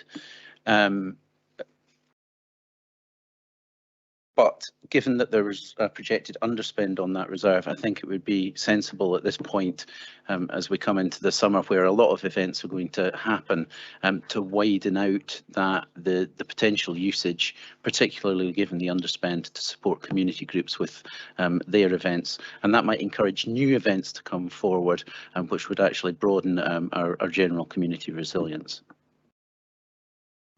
Thank you, Councillor Stewart. And obviously, this is an amendment on an entirely separate issue, and that's where we need to clarify on that. I see that Councillor Duff wishes to second Councillor Stewart's amendment, and I'll call on him to be followed by Councillor Lane. Thanks, Convener. Yes, we had obviously put forward that proposal last year's budget, and it was very well received by groups like the Highland Games Association, and I'm happy to second the the amendment from Councillor Stewart. Thank you. Councillor Lane. Yep, thanks. I've spoken to Councillor Stewart previous to the meeting, and if you as the mover of the motion are happy to accept that into the motion, I think it's a sensible move and it opens out to wider use. It was put forward last year and only £10,000 I think of the initial funding has been utilised so far, and we want to encourage all events as they come out of the COVID, so I'm happy to accept that in the motion. Thanks. Equally, yes, absolutely, no doubt. I'm certainly not going to incorporate Councillor Stewart's amendment into Bailey's amendment. They are entirely separate, discrete issues, but absolutely, and we, none of us in the administration have problems with Councillor Stewart's amendment, and I think that's across the board. Right, for comment, I'm going to call on Councillor Rebick, and I don't see anyone else. Thanks very much, Convener. I'd refer to the action that we're asking committee to take in 11.18, and it maybe touches a little bit on Bailey's amendment as well. But with the committee's indulgence, I think it's worthwhile just remembering what inclusion in education means. And it refers to all children and young people being able to access and gain equal opportunities to education and learning regardless of their additional support needs. And in Perth and Kinross, all children and young people with additional support needs are supported wherever possible within mainstream education or within a range of specialist provision. And the term additional support need applies to children or young people who require additional support, long or short term, in order to benefit from their education. Additional support needs are not restricted to educational support, but can include multi-agency support from health, social services and voluntary agencies. And I make that point because these things are not always as sexy as repairing potholes or building new schools, but they're just as important. It can be a challenge for education authorities and schools to provide the range of supports required for different needs across a large number of children and young people, but it's really important. And that's why we as an administration are keen to support and invest where possible in this area. The £250,000 outlined in today's revenue report will be targeted in important areas, both in terms of training and development for staff, and also in terms of updating resources. This is just the start of the road for this administration. This will not be the last investment in additional support need. Not only is it the right thing to do in terms of moral compass, but it also allows space to provide excellence. And so it's welcome, and I commend the report. Thank you. Thank you, Councillor Rebick. Can I call on Councillor Barrett? Thanks, Convener. I want to speak in favour of the motion and would like to thank Councillor Rebick for the comments that he made, which I think make the ones that I was hoping to make much more eloquently than I am able to. I can understand, I think, where Councillor Bailey's coming from in terms of savings that were made from the teachers' strike, wishing those to be reinvested in classroom education. But I do think that he is drawing a false distinction between classroom education and the wider educational needs and purposes served by the external residential care budget. And I think it would be a mistake for us to go down that route. I think the impacts on classroom-based education that providing somebody with additional support needs residential support, are significant in terms of reducing classroom disruption and allowing teachers to teach. So I won't be supporting the amendment. I think that that the course of action proposed is eminently sensible. The residential care budget is extremely volatile and unpredictable and has a history of being overspent through a number of years for the council, and I think that the approach that is recommended by the motion is a prudent and precautionary approach, and that we should endorse it. Thank you, Councillor Barrett. Councillor Dahl. Thank you, Convener.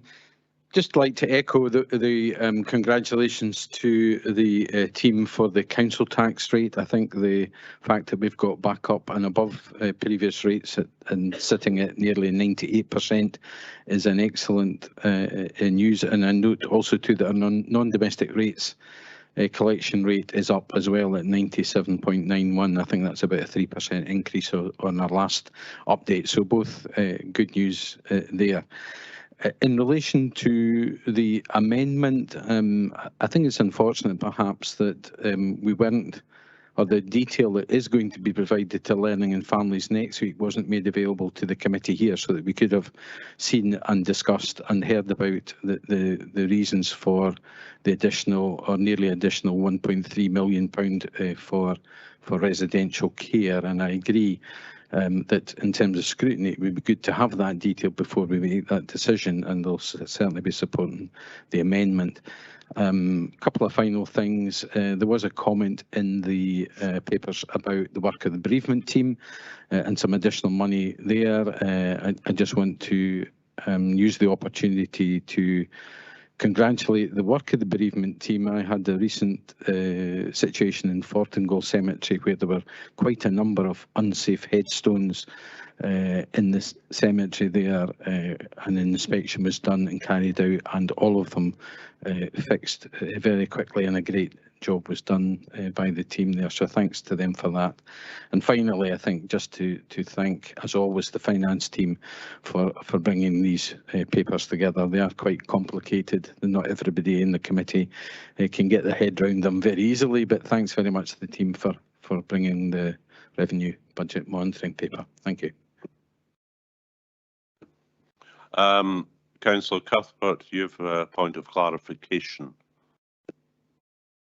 Yes, thank you, Convener. I'm getting intensely confused here. In principle, I understood that we'd voted at full council to put this money into an earmark reserve for education, and that was in March. Is that right? I'm also hoping that we could have a bit more detail in terms of the paper that's due to go to the Education or the Learning and Families Committee. I note it's not online, so I'm not quite sure what I'm voting for in terms of where that money is going to go. Is it possible to get some more clarification from officers? Do any officers want to respond?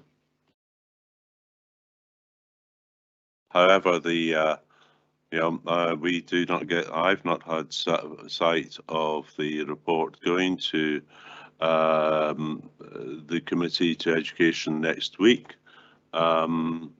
But quite clearly what I intend to move to is a vote on the motion incorporating Councillor Stewart's amendment and against the amendment. However, I think Councillor Forbes, were you wanting it? No, and I think as I seconded it, I'm not able to make a comment. No, I just thought, sorry. No.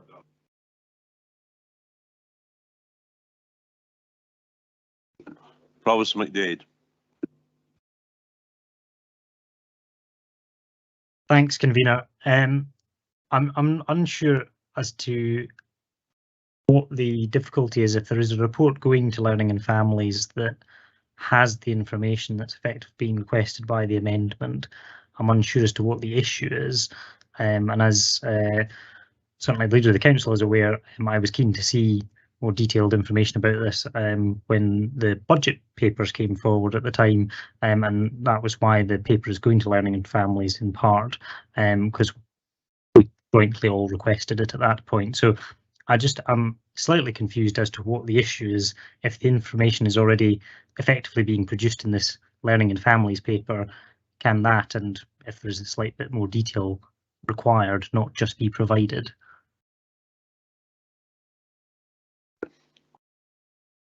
I cannot provide more detail at the moment on what will go to Learning and Families Committee.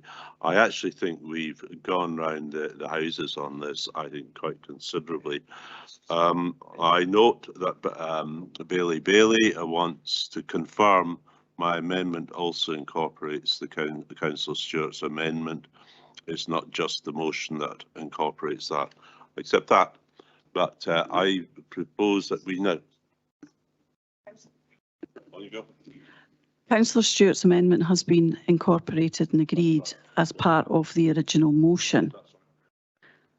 And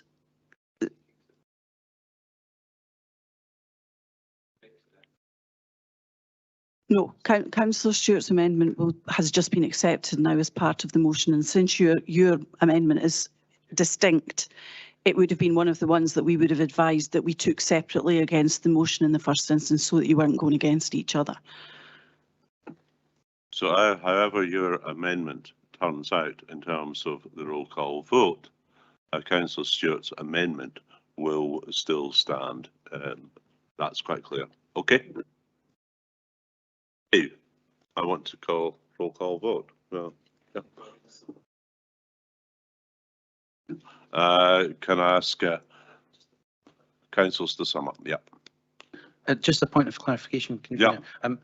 Just to follow up on what Councillor Cuthbert and the Provost said. Why can't education officers come in and tell us what's in the paper that is about to be published this afternoon? You know, Councillor Cuthbert said it's not online yet, but it will be within a matter of minutes, I would imagine, given that we're now at 6 minutes past 4.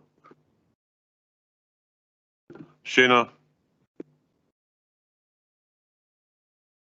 Convener, I would need to seek advice from Head of Legal and Democratic Services as to whether that's appropriate or not.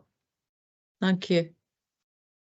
But Shana, the actual papers are going to be made public within the next hour, 2 hours. Would it not be? And what is No, Convener, the papers are with committee services, so I would need to ask Lisa Simpson if that's an appropriate thing to do or not. That's all I'm saying. I'm not saying no. I'm just saying for my advice would be, provided that there's nothing in there that's an exempt paper, then if there's information that could assist the committee with the decision making today, then that should be shared. I think they're simply seeking clarification that the issues that Councillor Bailey has asked for a further report on may actually be already addressed in the matter that's going ahead with lifelong learning. But on the basis that none of that paper is exempt, there's no issue in sharing that information to assist the committee today. So given that paper exists with, given that paper exists with committee services, can committee services share that paper? Is that possible?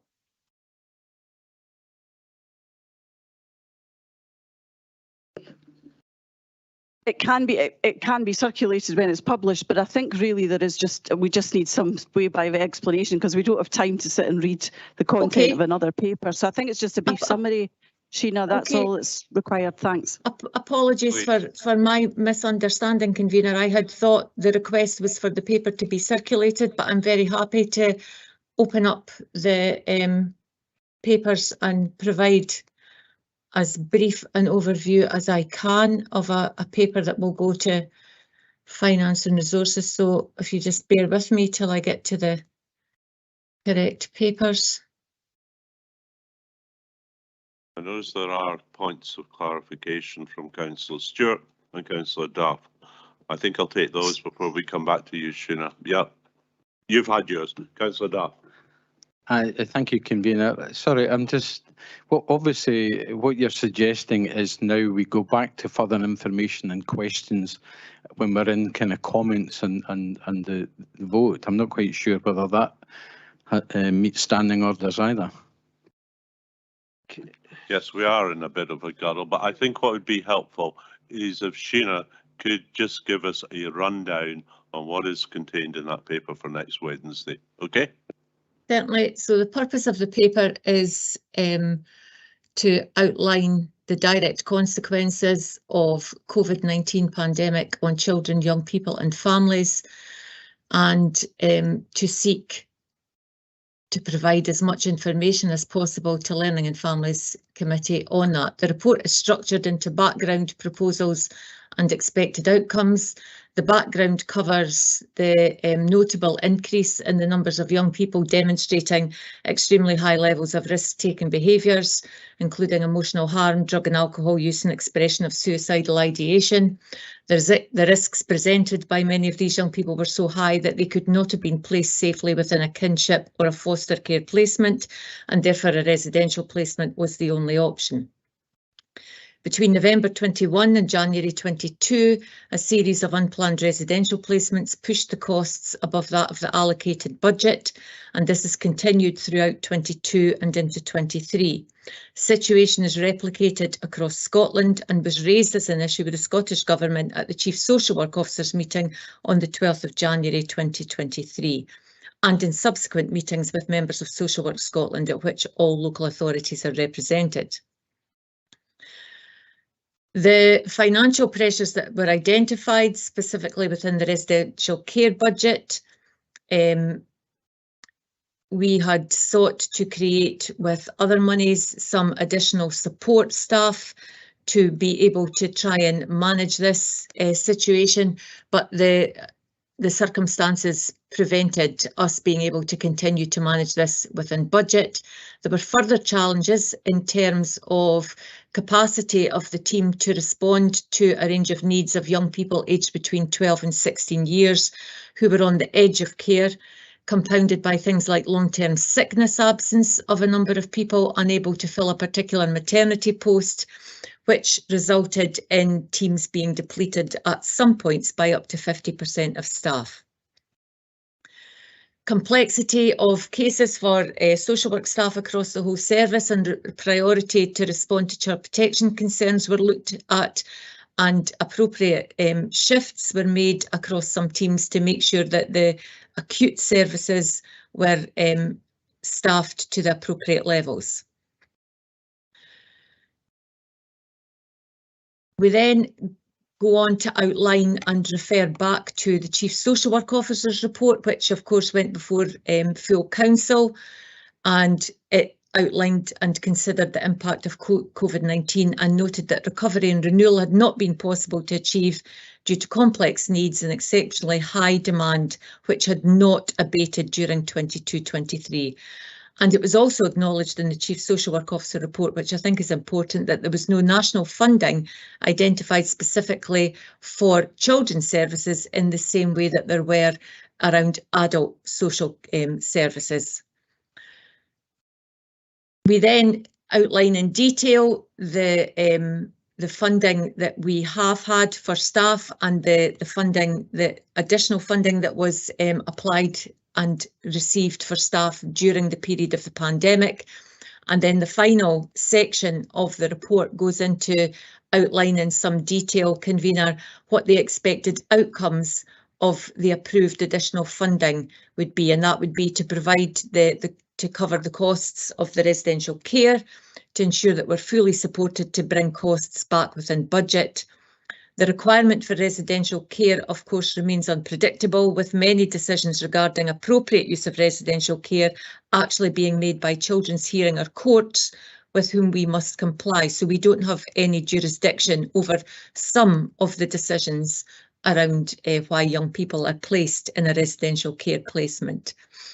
We give detail about the number of young people who are currently in residential care and who may be scheduled to return home or move on to independence over summer 2023, and that's approximately a third of those young people who will do that with appropriate supports from REACH and also with our through care and aftercare team. And this work will be monitored very closely and appropriate support provided. We then go on to outline what the additional funding would secure in terms of the extension of the fixed term posts that I've already mentioned to help manage the demand for support, and we outline the detail of what those posts are. I'll not go into that at this point. And we summarise by talking about the legacy of COVID-19 and associated staffing concerns make this complex to predict with any certainty future need. However, we will continue to monitor and to support children and young people to remain with their families where it's appropriate, but we recognise that it may not always be possible to achieve, and give a commitment that the availability of additional staffing will support all efforts to moderate the demand, stabilise the provision, and that we will continue to bring further and ongoing updates around the overspend situation through Finance and Resources Committee. That's probably about as brief as I can summarise a paper, convener. Thank you. Okay, thank you, Sheena. And clearly it's going to be considered in even more depth at committee next Wednesday, and thoroughly and in detail. Do we have any further comments before we actually move to the motion and against the amendment? And then I will take summing up speeches then. Okay. Do we have any further comments? Thank you.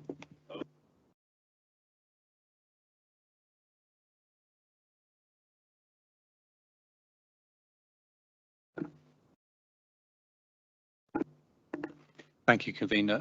In fact, having reflected on the additional information that's been brought forward, and given that my amendment was basically asking for that additional information, I'm happy to withdraw the amendment. But in doing so, I note, yeah, just happy to withdraw the amendment. Thank you, on the basis of that additional information. Thank you. Can I ask a seconder? You're quite happy to withdraw as well? I'm happy to withdraw, given that that information was already within the domain of the administration. I think it would have been useful to have it in the paper, but happy to withdraw. Not seen it. Councillor Lane, Councillor. Thanks for taking that on board. I think it's a timing issue that we're discussing this before the paper without having clarity. There was information, I suppose, available during the budget process, and questions could have been asked by then. But I appreciate you for the officers for giving the further information. I appreciate you for withdrawing that amendment. So thank you, and apologise about the timing issue. We maybe have to look at that moving forward. Thank you. Okay, given that the amendment has eventually been withdrawn, we now move to where we perhaps could have been about an hour ago, and that is to note and to approve the revenue monitoring report. And I would just point out that does include under 11.18 the transfer of 250,000 from earmarked reserves to ECS to provide additional support for young people. So can we approve the report? And I don't think there's anyone contrary. Right, the report and the various actions are now approved. We now move on to the report on the composite capital budget, and I would actually here I'd like to ask Stuart Mackenzie to introduce the report. Stuart. Thank you, convener. I'm acutely conscious of time, so I will keep this brief. The report provides an update on progress of the Council's approved capital budget and housing investment programme based upon expenditure to the end of February, and as with revenue, this is the last update prior to the completion of the final accounts. Section 5 of the report details the resourcing of the General Fund programme over the 6 years to 2027-28, and following the approval of the budget by Council on the 1st of March, a total of £31.5 million gross of additional capital expenditure is now reflected in the programme up to 2027-28, including items included either as part of the revenue or capital budget motions. And of this amount, £23.3 million are required to be funded through increased borrowing. So this report focuses on movements from a position approved by Council in March, with gross expenditure on the General Fund programme currently estimated at approximately £727.4 million, and that's a net movement of £117,000 from the position approved in March. Section 6 and appendices 1 and 2 to the report detail progress of the General Fund programme, together with recommended adjustments to the budget.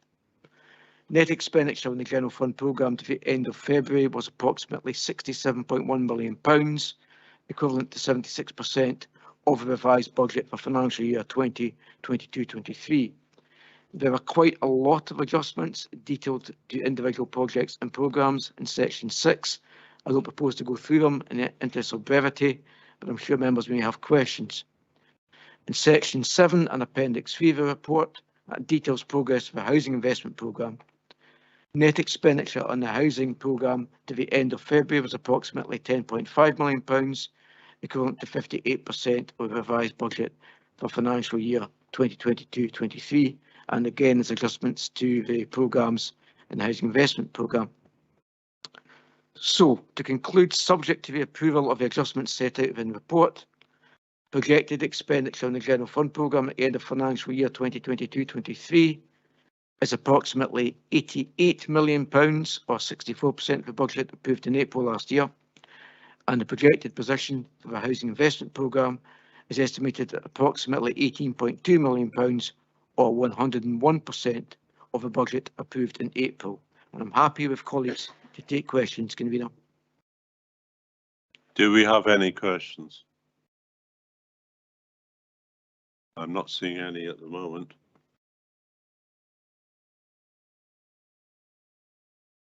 None? Councillor Duff.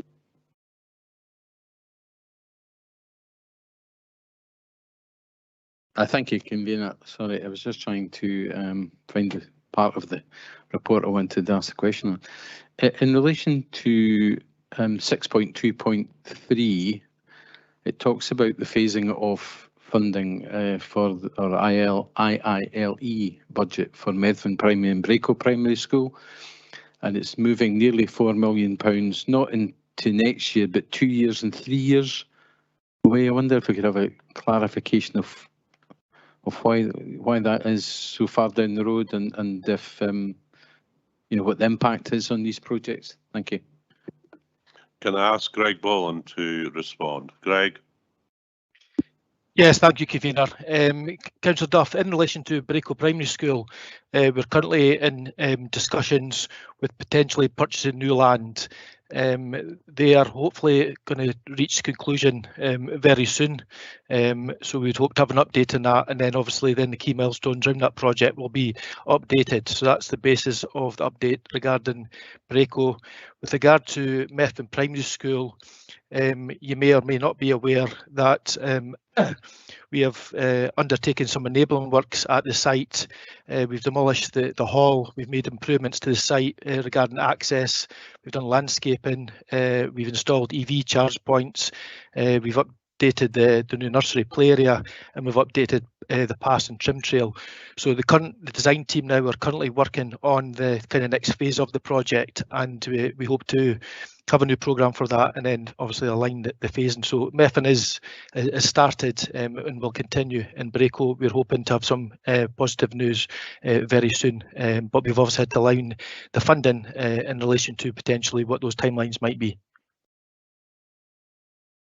Councillor Duff? Okay, so I was just trying to get my head round. So have these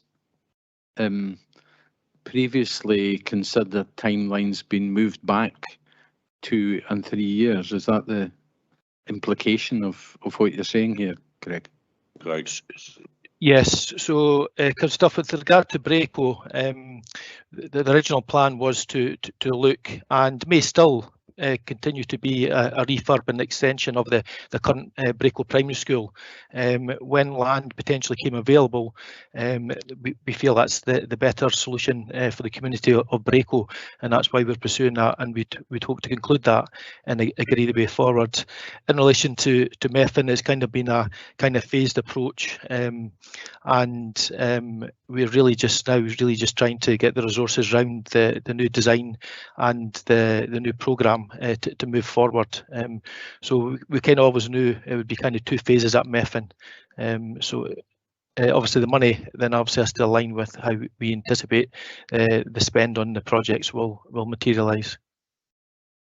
Okay, thank you. Okay, right. I'm now going to take questions. There's about 3 or 4 I can see in the order they show on the screen now. And so next is Councillor Forbes, followed by Bailey Alster Bailey, followed by Councillor Collins Stewart. Councillor Forbes. Thanks, Convener. My question is actually remarkably similar to the one Councillor Duff just asked. It's on page 54 and it refers to 6.3.4 and 6.3.5. 6.3.4 is regarding lighting, moving forward some investment into 25, 26 and 26, 27. The 100,000 seems to me to be a relatively small sum of money, and I'm wondering why we're moving it so far forward. And on the 6.3.5, my question is, why are we having to push that so far forward to 27, 28? Thank you. Mark Butterworth is indeed online. Mark, could you respond? Thank you. Yeah, thanks, Convener. Thanks for the question, Councillor Forbes. I think the answer to both of them is very similar in the sense it's just simply about staff resources and our ability to deliver. So what we've done is we've looked at the resources that we've got and in terms of the forecast programme, both on the sort of bridges side and the traffic and network side, and simply want to manage the programme better. So we've just looked at the resources available, the funding, and just tried to put things in a more manageable position, as opposed to coming back to committee and rephasing things, last minute or last quarter. So it's simply about the availability of resources. Councillor Forbes, are you happy? Right. I'm now going to move on to Bailey Bailey, followed by Councillor Stewart, Collins Stewart. Thank you, Convener. I'm looking at paragraph 5.7 and the rephasing and the underspend of the CTLR monies at £14.5 million. And rest assured, I'm not going the way you think I am on the CTLR today. The question was around just prudence now that we are building the thing, and just really a question related to, I think, the crippling traffic delays that residents have suffered in that location over the past few weeks and the summer-long contraflow that will happen. If we weren't to reprofile this money, if the project were to be managed differently, could we have accelerated those works so that we wouldn't be down to one lane for as many months as we're going to be? We're down to one lane for pretty much the whole tourist season. Thank you. Thank you. And you're going to have a response from the most appropriate person, Gillian Ferguson. Thank you, Convener. Yes, in response to the question, which I possibly could have guessed it might have related to the contraflow. First of all, the works are very much on programme, and like the report says, the reprofiling is simply basically BAM had an overhaul of the programme and just the defined cost, which relates to kind of closing off procurement of subcontractors, etc. So that's the reason for the money moving. In terms of the contraflow, there has been considerable delays, particularly on kind of Friday afternoons. What I would say is that the works have always been programmed to take place in the spring, summer months. It lends itself to the type of work we're doing, and the traffic itself has to be moved on to the new realigned A9 by September, which is when we actually start some of the piling works associated with the portal for the crossing over the River Tay and over the railway. So it's really on the critical path for the works. Okay. Councillor Stewart. And then we're going to move on after Councillor Stewart. Councillor Drysdale's withdrawn his question. Councillor Duff's already asked his to Councillor Ian James. Councillor Stewart. Thanks, Olive. I've got two questions, but I'll put another queue in the chat if that's okay. So the first question is on section 632, which is about, it's already been mentioned in passing, traffic and road safety. I just wonder, it says that what I'm reading here is that the entire road safety initiatives budget for 23-24 has required to be rephased over a 4-year period, and that's due to limited staff capacity. But obviously in the budget in March, extra capacity was put into that team. So why are we now finding that there's a need to delay the entirety of this year's budget over 4 subsequent years. I'm going to ask Mark Butterworth to come in here. Mark. Yeah, thanks, convener, and thanks, Councillor Stewart, for the question. That's probably not the best way of phrasing what we're trying to say there. We can deliver, we think, of between about 1.6 and 1.8 million pounds of works each year. We've looked at what resources we've got, and we've looked to rephrase the things which are of least priority. So we're not rephasing everything by any means. There will still be a programme to deliver, and I do recognise the resources that were in the budget, and we thank members for that. So it's probably not the best use of words, but we just, as I said, it's good project management to look to the longer term and look what we can deliver and not maybe over promise and under deliver.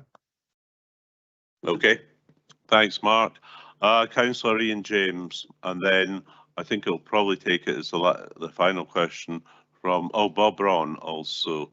So I'm going to take, because Councillor Braun has not asked the question yet, I'm going to take Councillor Ian James, followed by Councillor Braun, and then second question from Councillor Stewart. Councillor James. Thank you very much, convener. My question, actually a cheeky one as well, to Mark. I hope the Stewart Tower Road, and I'm sure the leader of the council will bear with me on this one. I hope that one's not delayed. But anyway, my question is 6.2.4 on page 53 of the report. Free school meals expansion. Does that mean that this is delayed another year for P6, P7, please? Thank you. Thanks, Gina Devlin there.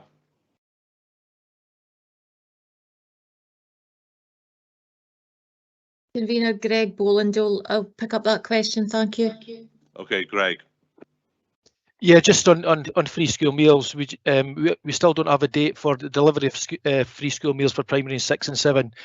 All we know is it would potentially be within the current parliamentary term, but we're obviously still progressing as we can to make sure we're good and ready for when the date of the launch is confirmed. Okay, right, Councillor Braun. Thanks, convener. I'm referring back to section 6.2.2, which is to do with the Blairgowrie Recreation Centre.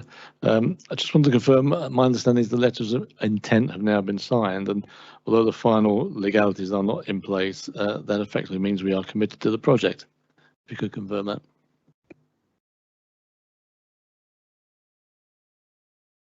Okay. Yeah, so that's me. Right, Greg. Yeah, sorry. Just to confirm, the letter of intent is signed. We hope to sign financial close during May, and we hope to be on site certainly by the end of May. That's a plan. Currently, there's nothing to go away from that. So yeah, we're still on course. Okay, he hasn't asked the question yet, Councillor Lang, and then I'll take Councillor Stewart. Councillor Lang. Sorry, it was really a comment, so I'll wait. Councillor Stewart, your second question. Thanks. It's probably a question for Fraser Crofts, I suspect, or maybe Mr. Butterworth. It relates to the Perth and Kinross Lighting Action Plan. It's on page 69 of our document pack, and it's under the Perth and Kinross placemaking heading. I am not clear what this is telling me about the proposed budget adjustments for the Perth and Kinross Lighting Action Plan. So there's a proposed budget adjustment in report 4, which is this report in 22-23 of -200,000, and then in 23-24 of plus 1.2 million, and similarly taking 1 million out in 24-25. There is no narrative that I can find around that I may have missed it, bit in the body of the report. What's that? What are these proposed adjustments? Possibly Greg Boland.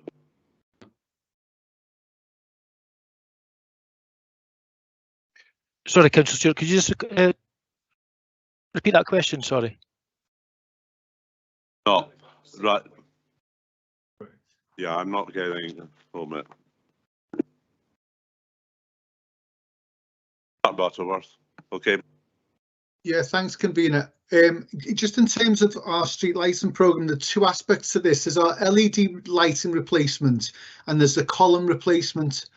So in terms of our LED lighting replacement, what we're looking to do is actually to bring that forward. Mark, sorry, could I interrupt you? It's not about the lights and columns. It's about the placemaking aspect of the lighting action plan. Right. Okay. Well, I think that's out with my remit, I think. Officer Fraser Crofts. Happy to try and come in, convener. Essentially, this is the latest profiling of our lighting action plan, and this reflects what commitments have been provided, or sorry, given out to our contractors in terms of the work that needs to be done, and so that's what's being reflected in in Appendix 2 to the report. The detail in terms of it coming through the main body, I think that's something that could be added, or perhaps should have been added, but the detail is there in the appendix. Okay. So I'm conscious that when we discussed this before, the Chief Executive said that there wouldn't be any more commitments made. So I presume these were prior existing commitments. I've read the paragraph. Thanks, Councillor Barrett, and thanks, Mrs. Ferguson. I've read paragraph 6.3.8. What I'm suggesting is that 6.3.8 doesn't describe the adjustments that are look like they're being made in Appendix 2. I'm prepared to. It's Mr. Oh, I'm prepared to hang off on this question and follow it up afterwards with officers. And given that we're getting a report on it to EIED committee in May, but just it would be great to have more clarity. Stuart McKenzie wants to come in with a comment and an answer. Okay, Stuart. Thank you, convener. Thank you, Councillor Stewart. I appreciate that the narrative and the movements within the detailed movements in the report perhaps don't tie in ideally. And the intention behind the narrative is really to say that there are a number of existing contractual commitments which require to be met. That's my understanding of why we're moving money forward. And the other aspect of this is that until there's decision of this committee over the future of the programme and the level of investment, what we have done within the report is simply rephase the money forward into future years, pending the discussion based on the report that you've referred to. I'm not even going to try and attempt to describe the committee, because I'm going to get the vowels and consonants wrong, but you take my point, hopefully. Well, thanks, but it looks like what we're doing is pulling money forward from £1 million forward, delaying £200,000 from last year to this, and then pulling forward £1 million from next year to this, which means that we're making extra commitments in this year over and above what was originally phased. Is that not what I'm reading? Stuart. Happy to. I can only provide you with my understanding, but my understanding is what we're doing is providing within the budget for existing contractual commitments. Those are commitments which pertain to the existing programme, but not anything which has been entered into subsequent to the discussion at council. I think everyone's aware that that discussion needs to be finalised in the form of a report, and then the committee can make a recommendation following that. That's my understanding, Councillor Stewart. I also note that there is a comment on chat from Barbara Renton. Barbara, do you want to actually state anything or just leave it as what Yeah, you've got? and I don't, convener, want to make any comments about the black art of accountancy, but my understanding as well is that for technical accountancy reasons, it was pushed back, you know, sort of, and therefore it looks like we are pulling it forward, but we're not. And if I could confirm to Councillor Stewart that this was made, the recommendation here is based on commitments that were made prior to the freeze agreed by the Chief Executive before the budget. Councillor Stewart, that suffices, right. Okay, I'm not going to take any further questions. We now move to moving the report, the capital monitoring report. And just to clarify, it's based on activity, as Stuart Mackenzie explained, across council services to the end of February. You've already, Stuart, provided the committee with commentary on the contents of this report. I want to take the opportunity to make one or two additional remarks. The capital budget report before the committee today includes the SNP-led proposals agreed by Council on 1st of March. Specifically, additional funding that will A, ensure delivery of the Blairgowrie Recreation Centre. 2, B, deliver the enabling works at Perth Eco Innovation Park. C, increase investment in our bridges, structures and roads. D, contribute towards the decarbonisation of our estate. And E, bring to reality the new Gypsy Traveller site. As is the case at this time of year, there are several adjustments between financial years to ensure the delivery of our capital programme. As an administration, we remain committed to the delivery of the approved capital budget, but it has to be said, we will face further tough choices in the coming months and years, not least given we do not know yet what the trajectory will be on interest rates nor on inflation. But we shouldn't lose sight of the scale of our ambition for the capital programme. Ambition that will see over 727 million invested in schools, in our roads, our bridges, our buildings and other infrastructure across the entire council area. Investment, I believe, that will be welcomed by our citizens, businesses and visitors alike. The report also sets out almost 87 million of expenditure on the housing investment programme over the next 5 years. Finally, yet again, I'd like to place on record my continued thanks to officers across the council for their immense efforts to ensure delivery of the administration's capital programme during what really are the most difficult times. I'd like to move the paper, and can I call for a seconder? Yep. Convener, thanks very much. Yep, I'd like to add my thanks to the officers for bringing forward this report to give us an update on where we are. And it's mainly for the public that they can look and see where we are as an organisation moving forward.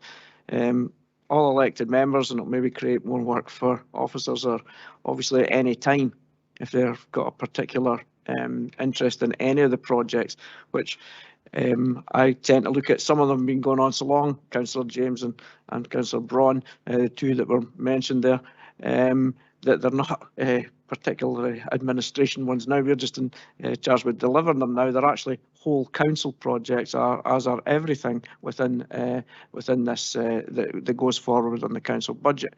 So I'm sure the officer will respond to any. You don't have to wait till the report comes up. You can ask any question of officers any time. You find our officers are very good at giving information. This is the public document to show the public where we are, so they can see that we're moving forward and where we're maybe been more lax. So thanks for the report and thanks for the questions. but make sure you utilise your rights as an elected member. These projects are your projects, they're everybody within this room's projects, officers as well, and ask for any information you want moving forward. Thank you. Thank you, Councillor Lee. Right, I'm going to move to comment. Councillor Barrett, followed by Councillor Drysdale, followed by Councillor Duff. Councillor Barrett. Yeah, thanks, Convener. I'm grateful to the Leader of the Council for the comments that he just made, because perhaps my patience is wearing thin after 3.5 hours of a meeting that could probably have been done in half the time. I did think that your comments regarding it being the SNP's capital budget weren't appropriate, and as Councillor Lang said, it is the Council's capital budget. Okay, can I ask Councillor Drysdale? Thank you, Convener. Yeah, I'd like to echo some of the comments already made and amplify a couple of others. Blairgowrie Recreation Centre construction work finally getting underway next month. Upgrade works at Perth Academy and Perth Grammar accelerated and progressing well. Construction work at the new Perth High School now underway for completion in 2025. Crosstay Link Road on budget and progressing well. Museum on budget and progressing well. Riverside Primary School under budget and opening this summer. I'd just like to congratulate all involved in this programme of works and for the financial management of this ambitious programme which this council is driving forward. Thanks. Thank you, Councillor Drysdale. Can I call on Councillor Duff to be followed by Councillor Forbes? Thank you, Convener. I suppose I'm following on from Councillor Drysdale's comments there that there's great news there regarding a large number of major capital projects, many of which were commenced under the previous administration, and it's good news that they are on target or near delivery. And he mentioned the list, I think, more or less that I was going to speak about, so I won't repeat that. There is an issue, though, I think we have talked about it before, I think, in the committee, and that is about the way that money is given to local authorities by the Scottish Government and other grant funders under tight timescales always seem to trump the priorities of our residents in relation to things like road safety and other measures. And it's always perhaps ward matters and such like, they seem to get pushed down the queue because we've got to spend these monies and apply the limited resources that we have to getting these monies and these projects completed. And it does seem to push things that are probably the priorities of some of the smaller communities, probably further down the queue and further down the calendar, as it were. So I do think it's something that needs to be looked at. It's possibly out with our own scope, if you know what I mean, but I think it continually seems to impact on, particularly on the capital programme, and I think it's evidenced in the paper again today. Thank you. Thank you. Can I call on Councillor Forbes? Thanks, Convener. Just as we could all have predicted that Bailey would talk about the Crosstay Link Road, I'm fairly confident you could predict what I'm going to talk about, but you'll be pleased to know a quick search tells me that the word play parks doesn't exist anywhere in this document, so I'm unable to talk about play parks. However, I will come back to my other favourite topic, which came up at EIED very recently, and it's democracy. And you'd think I kind of had spoken to Councillor Duff because he's just stolen my thunder, and I do want to go back to the very same point he has just referenced, and it stresses me out quite considerably to see that the money we get from the Scottish Government, for which we're very welcome, does come with those strings attached, which, as Councillor Duff has already said, pushes what may be our priorities further down the list, because that money comes with funding limits, time limits over when we have to spend it. And I don't think that's democratic, and I'm sure, Convener, you would agree with me on that point. Thank you. Do we have any further comment? I can see none. Okay, I'm now going to, first, two things I will make just comment on. Councillor Barrett rebuked me, but I would state very clearly, I did refer to the SNP-led proposals agreed by Council on 1st of March. It is an SNP minority administration, but I think we endeavoured as far as we possibly could on the 1st of March to be inclusive and inclusive of all parts. Indeed, we took amendments from the Conservatives, Liberal Democrats, Independents and Labour. So I think that's important to make the point. I think I'd also make the point, I think it's a relevant one, if we're talking about funding, we heard already earlier on about the Levelling Up Fund and the delay there, and from Sharon Rice-Jones when she was speaking, and from others, and the very considerable delay in receipts from that fund. So I think that's a fair point to make. So I'd like to ask committee to approve this report and the actions. Do we have agreement? Okay, our final report of today, and one that doesn't usually take quite as long. We may be finished not long after 5, but I'm not going to preclude debate. It's on Treasury activity, Treasury and Compliance report, and there that report is actually up until the 31st of March of this year to the financial year end. I'd like Stuart Mackenzie to speak to the report. Stuart. Thank you, Convener. I can almost sense the anticipation in the chamber as I come to the microphone here. Given the lateness of the hour and review agreement, I suggest I would just move to questions perhaps. I know how much elected members enjoy after a long session me talking about technical issues. Do we have any questions?